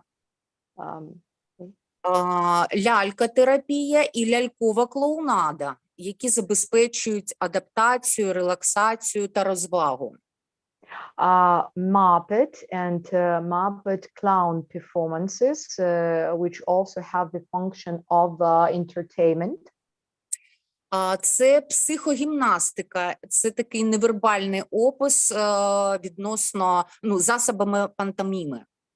Psychogymnastics with the means of pantomime. Театр пригноблених, да, це вже такі паратеатральні системи, форум-театр, театр пригноблених, театр спогадів, плейбек-театр. So the theater of forum theater, the theater of background, of the theater of memories. Психологи використовують театральну терапію як один з таких найбільш ефективних і м'яких методів роботи з психікою. Professionals use theater therapy as one of the soft instruments of working with psychic of a human being. Тому цей вид арт-терапії не лише розширює досвід людини, а і коригує її поведінку, пропонує там різні варіанти правильного проживання емоційних станів. It not only expands the experience of a certain person, but it also corrects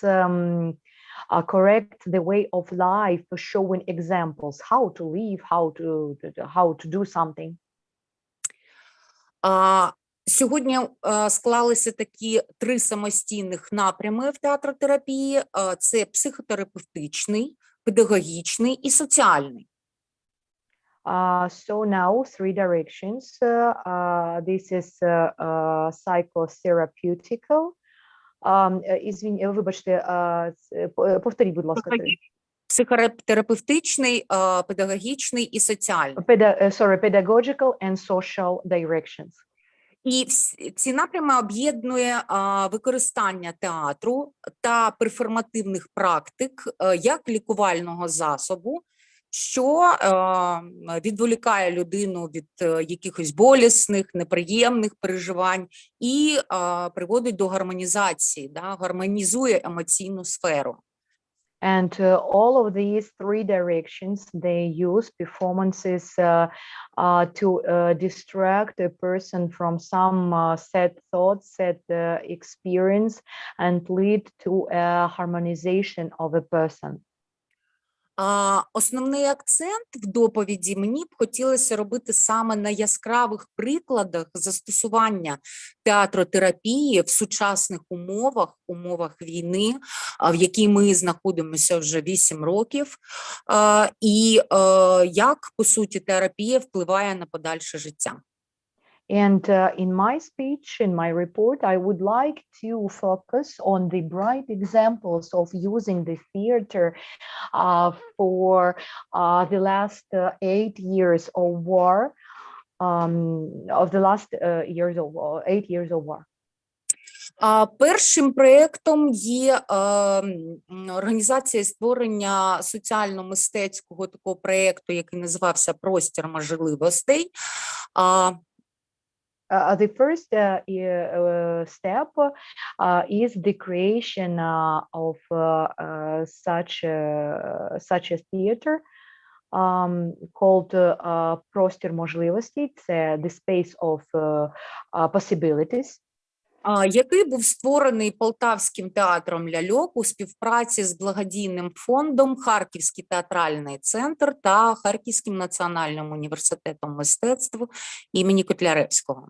It was created by the Poltava Muppet Theater in cooperation with Kharkiv Association and Kharkiv Kotlяревський National University of Arts. Проєкт відбувався в 3 напрямках.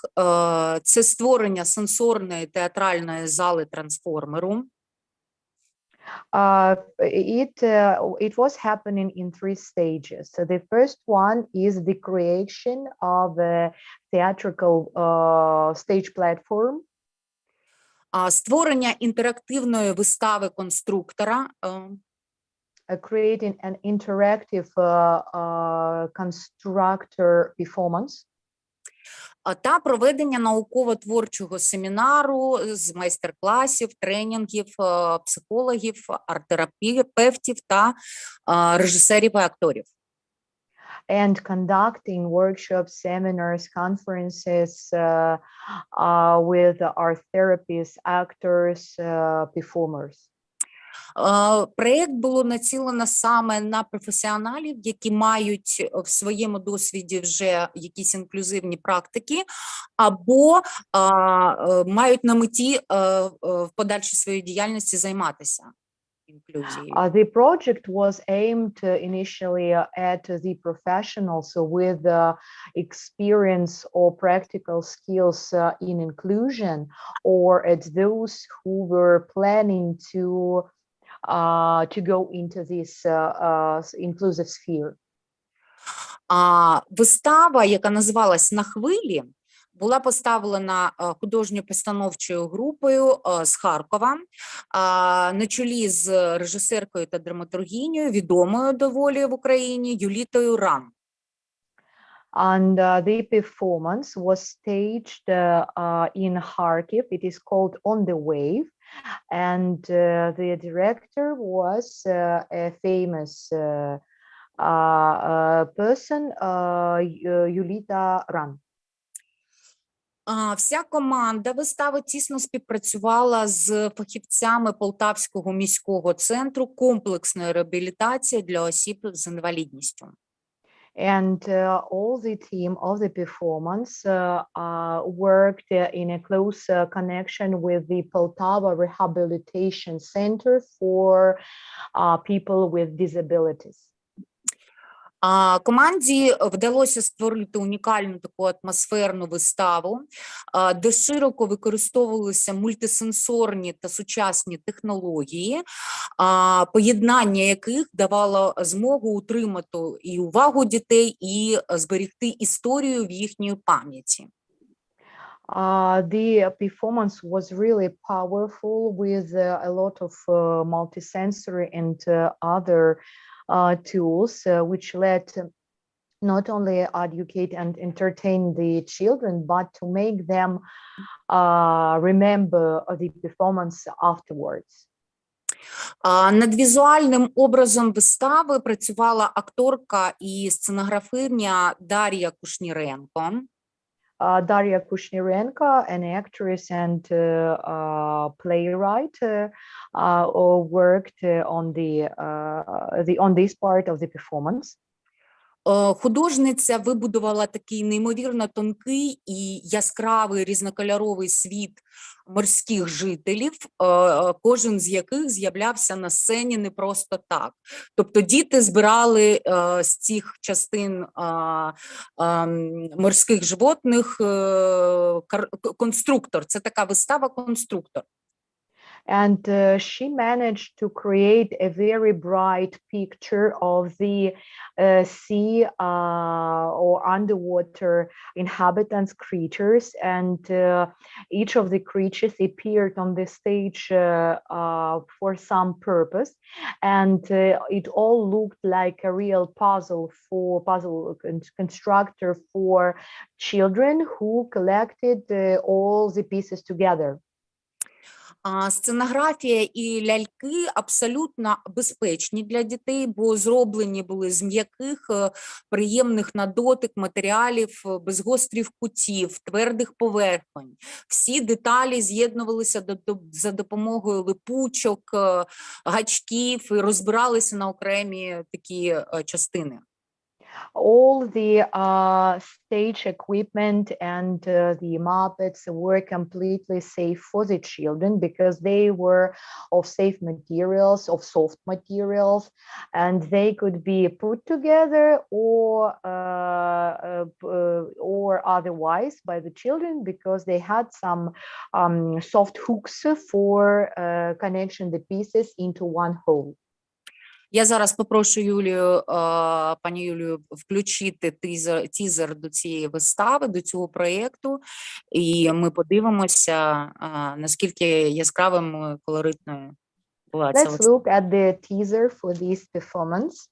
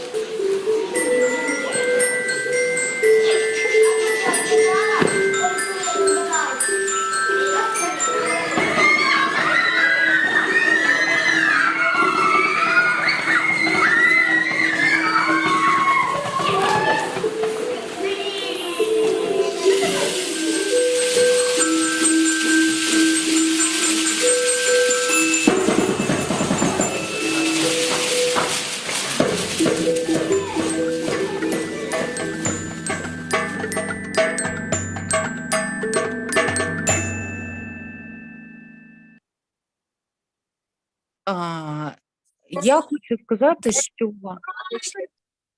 що музику до цієї вистави написав актор Харківського театру ляльок, музикант, композитор, засновник музичного гурту «Будьмо» Павло,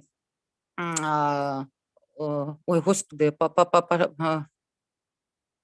Ой, забула. Савельєв. Савельєв, да, точно. Павло Савельєв. І наживо вона виконувалася, ця музика, акторами театру, яким довелося вивчити навіть ноти, гру на інструментах. І взагалі, якби навколо цієї вистави відбулася така дуже серйозна дискусія. And the music for this performance was composed by the Kharkiv musician composer Pavlo Savelyev, right? The participant of the band Budmo, and all the actors of the theater had to learn notes and had to perform this music live on the stage.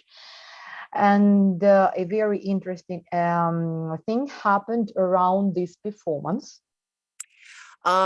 В цій дискусії, до цієї дискусії були запрошені теоретики і практики театру, а також психологи, реабілітологи, корекційні педагоги, які розбирали цей театральний продукт відповідно до своїх професійних інтересів. A lot of professionals from different spheres, like psychologists and musicians and different professions, were invited for a discussion to analyze this performance from the point of view of their knowledge and their profession.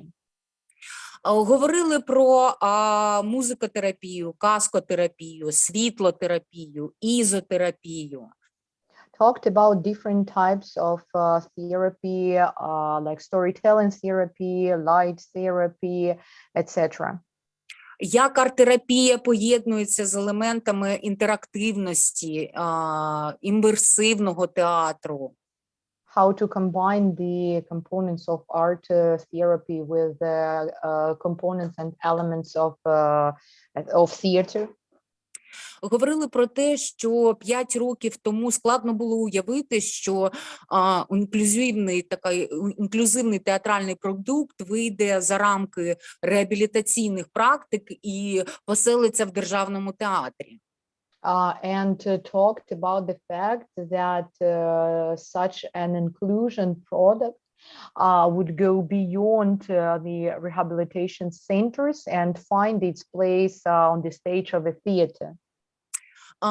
Ця вистава була створена в 19-му році, потім прийшли такі ковідні часи, а тепер часи, в яких ми знаходимося, воєнний, в часи війни, і він складно просувався всі ці роки, 3 роки, але вони зараз поновили виставу, і вона йде не тільки для дітей з інвалідністю, але і реабілітацію проходять внутріпереміщені особи, діти, які або були на рубежі, або були в полоні, не в полоні, а в окупації, і це в основному діти з Харківської області.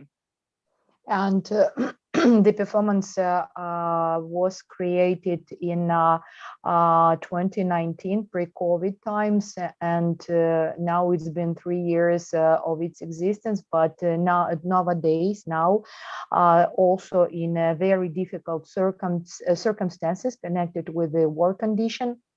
But now it is also staged, and not only for the children with any kinds of disabilities, but for the children of Kharkiv region, which came from the frontline villages, cities, towns, and for those children who were under occupation.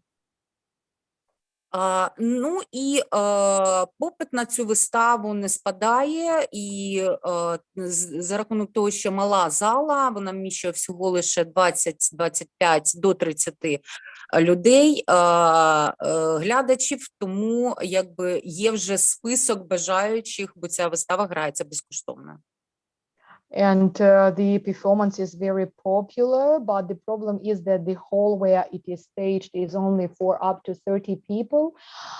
It is free for the spectators, and now they have lists of those who would like to, of the children who would like to be present at the performance. А другий проєкт – це проєкт Івано-Франківського національного театру імені Франка. The second project is the project of the Ivano-Frankivsk theater, Muppet Theater. Театр за останні часи вражає своїми експериментами.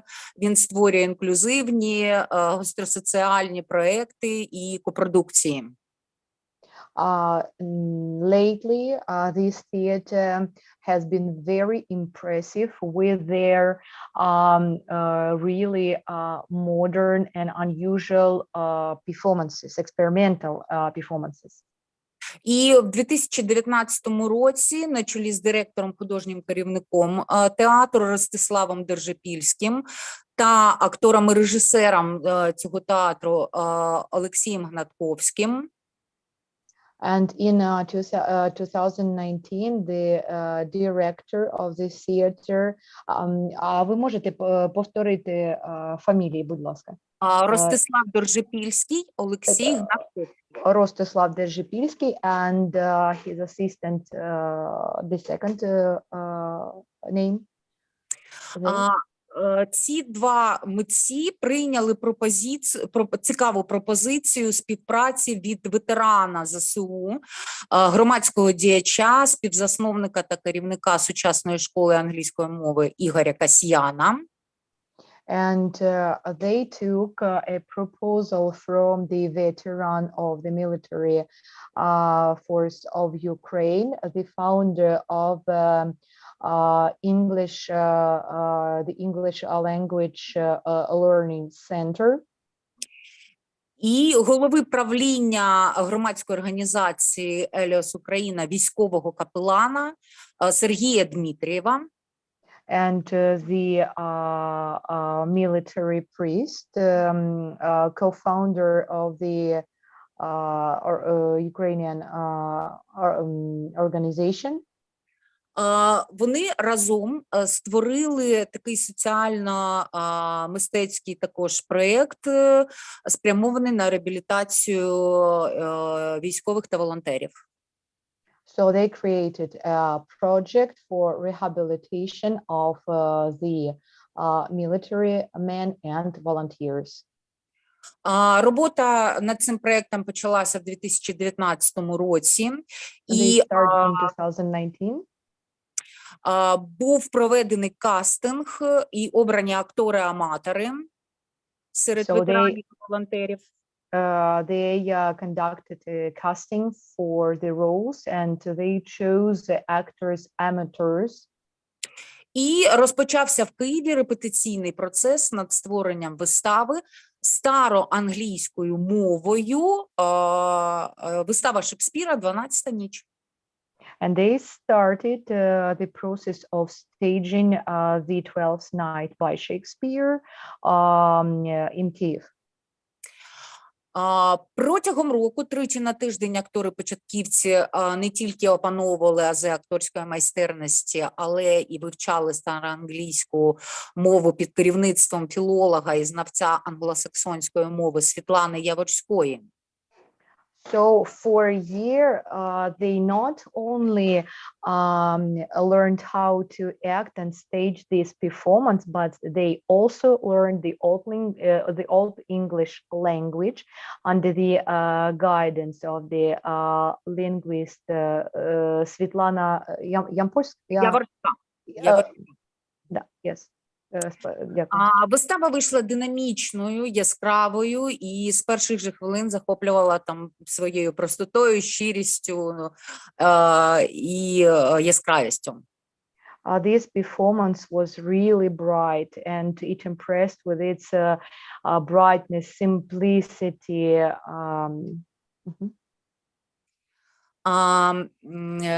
Чесно кажучи, Цей проєкт, ви також зараз подивитесь тізер до цієї вистави. Цей проєкт засобами театру створив можливості для соціалізації і часткової реабілітації ветеранів і волонтерів.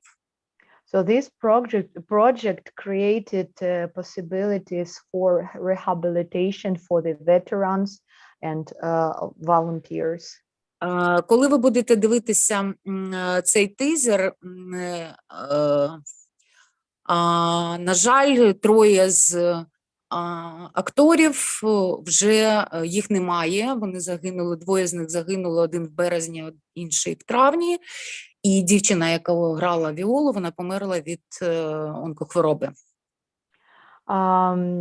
Unfortunately, the three of the actors, two men perished during the military service, and the girl who played Viola died of cancer.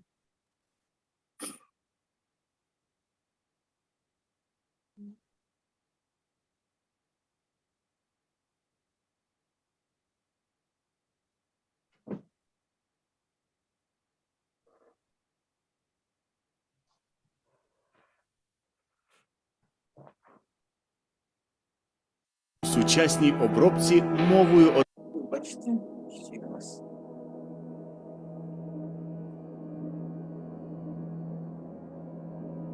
Вперше на сцені українські ветерани та волонтери зіграють відому комедію Вільяма Шекспіра «12-та ніч» у сучасній обробці мовою оригіналу. О, привіт, друже. Як вам? Спогади не залишають мене. Ти пам'ятаєш? Так, пам'ятаю, але справжню дружбу, віру та любов до життя. Бувало, прокидався під ліжком лицем у підлогу, і тільки обстріли перед очима. Відчуваєш, наче твоє нутро прилипає до хребта і світ зупиняється. Ми вижили, додому повернулися, але не всі. Моя історія розкололася на до і після. Зі мною стався Шекспір. Ні, це не позивний, реально Шекспір. І ціла театральна трупа з таких, як я. Реабілітація? Ні, набагато більше. 3, 2, 1, go!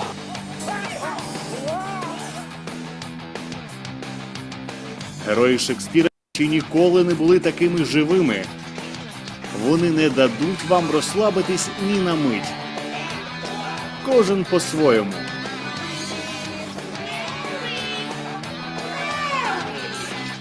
Режисер Олексій Гнатковський.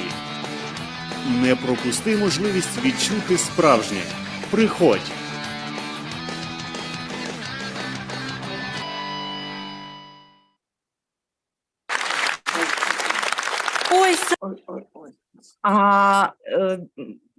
Знаєте, цей проєкт, він дав розуміння важливості включення в суспільство людей, волонтерів,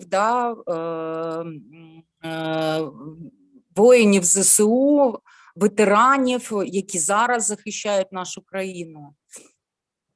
This project showed an importance in inclusion into the society of the veterans, volunteers, all the people who are now protecting our country. Створення цього проєкту, задумувався він як вистава, а створений був саме театр. It was thought of initially at the stage of idea. It was thought of as a performance, but it turned out to be a theater. І це не тільки засіб такої психологічної реабілітації. It's not only a means of psychological rehabilitation. Інструментом зовнішньої культурної дипломатії.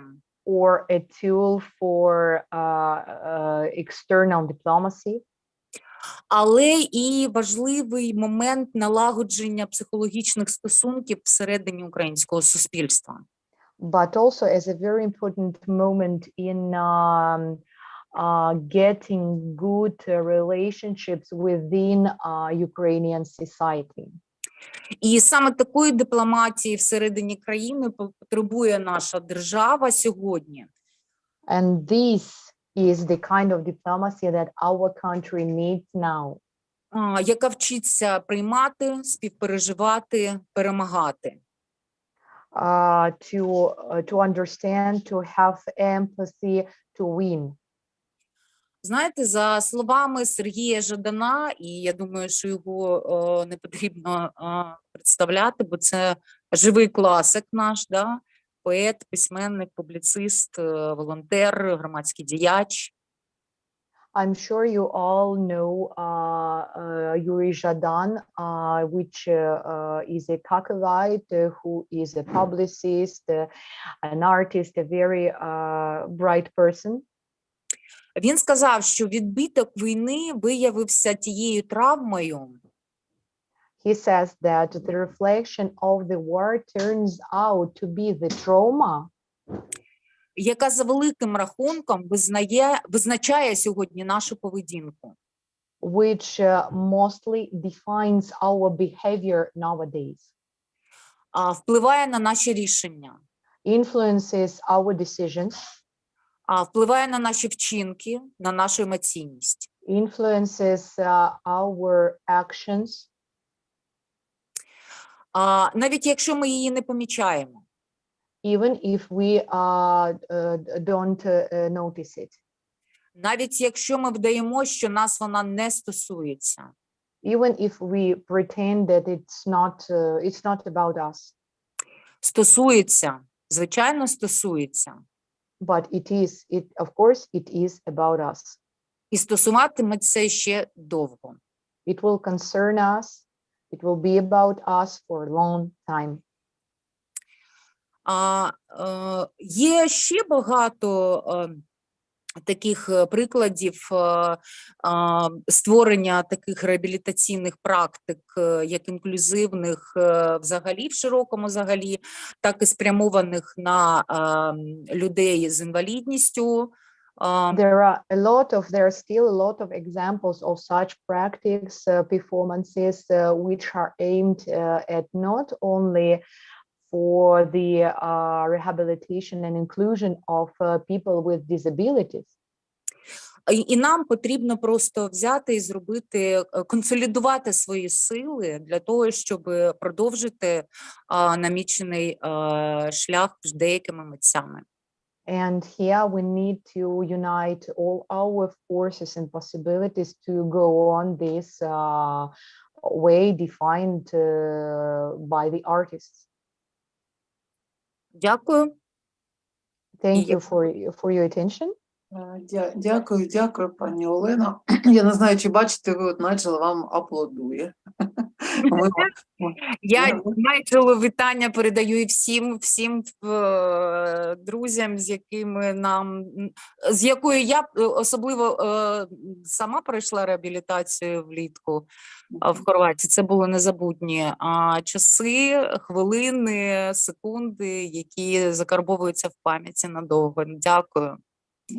Greetings to all my friends, and I went through rehabilitation myself, so there are moments which will forever be in my memory. Thank you.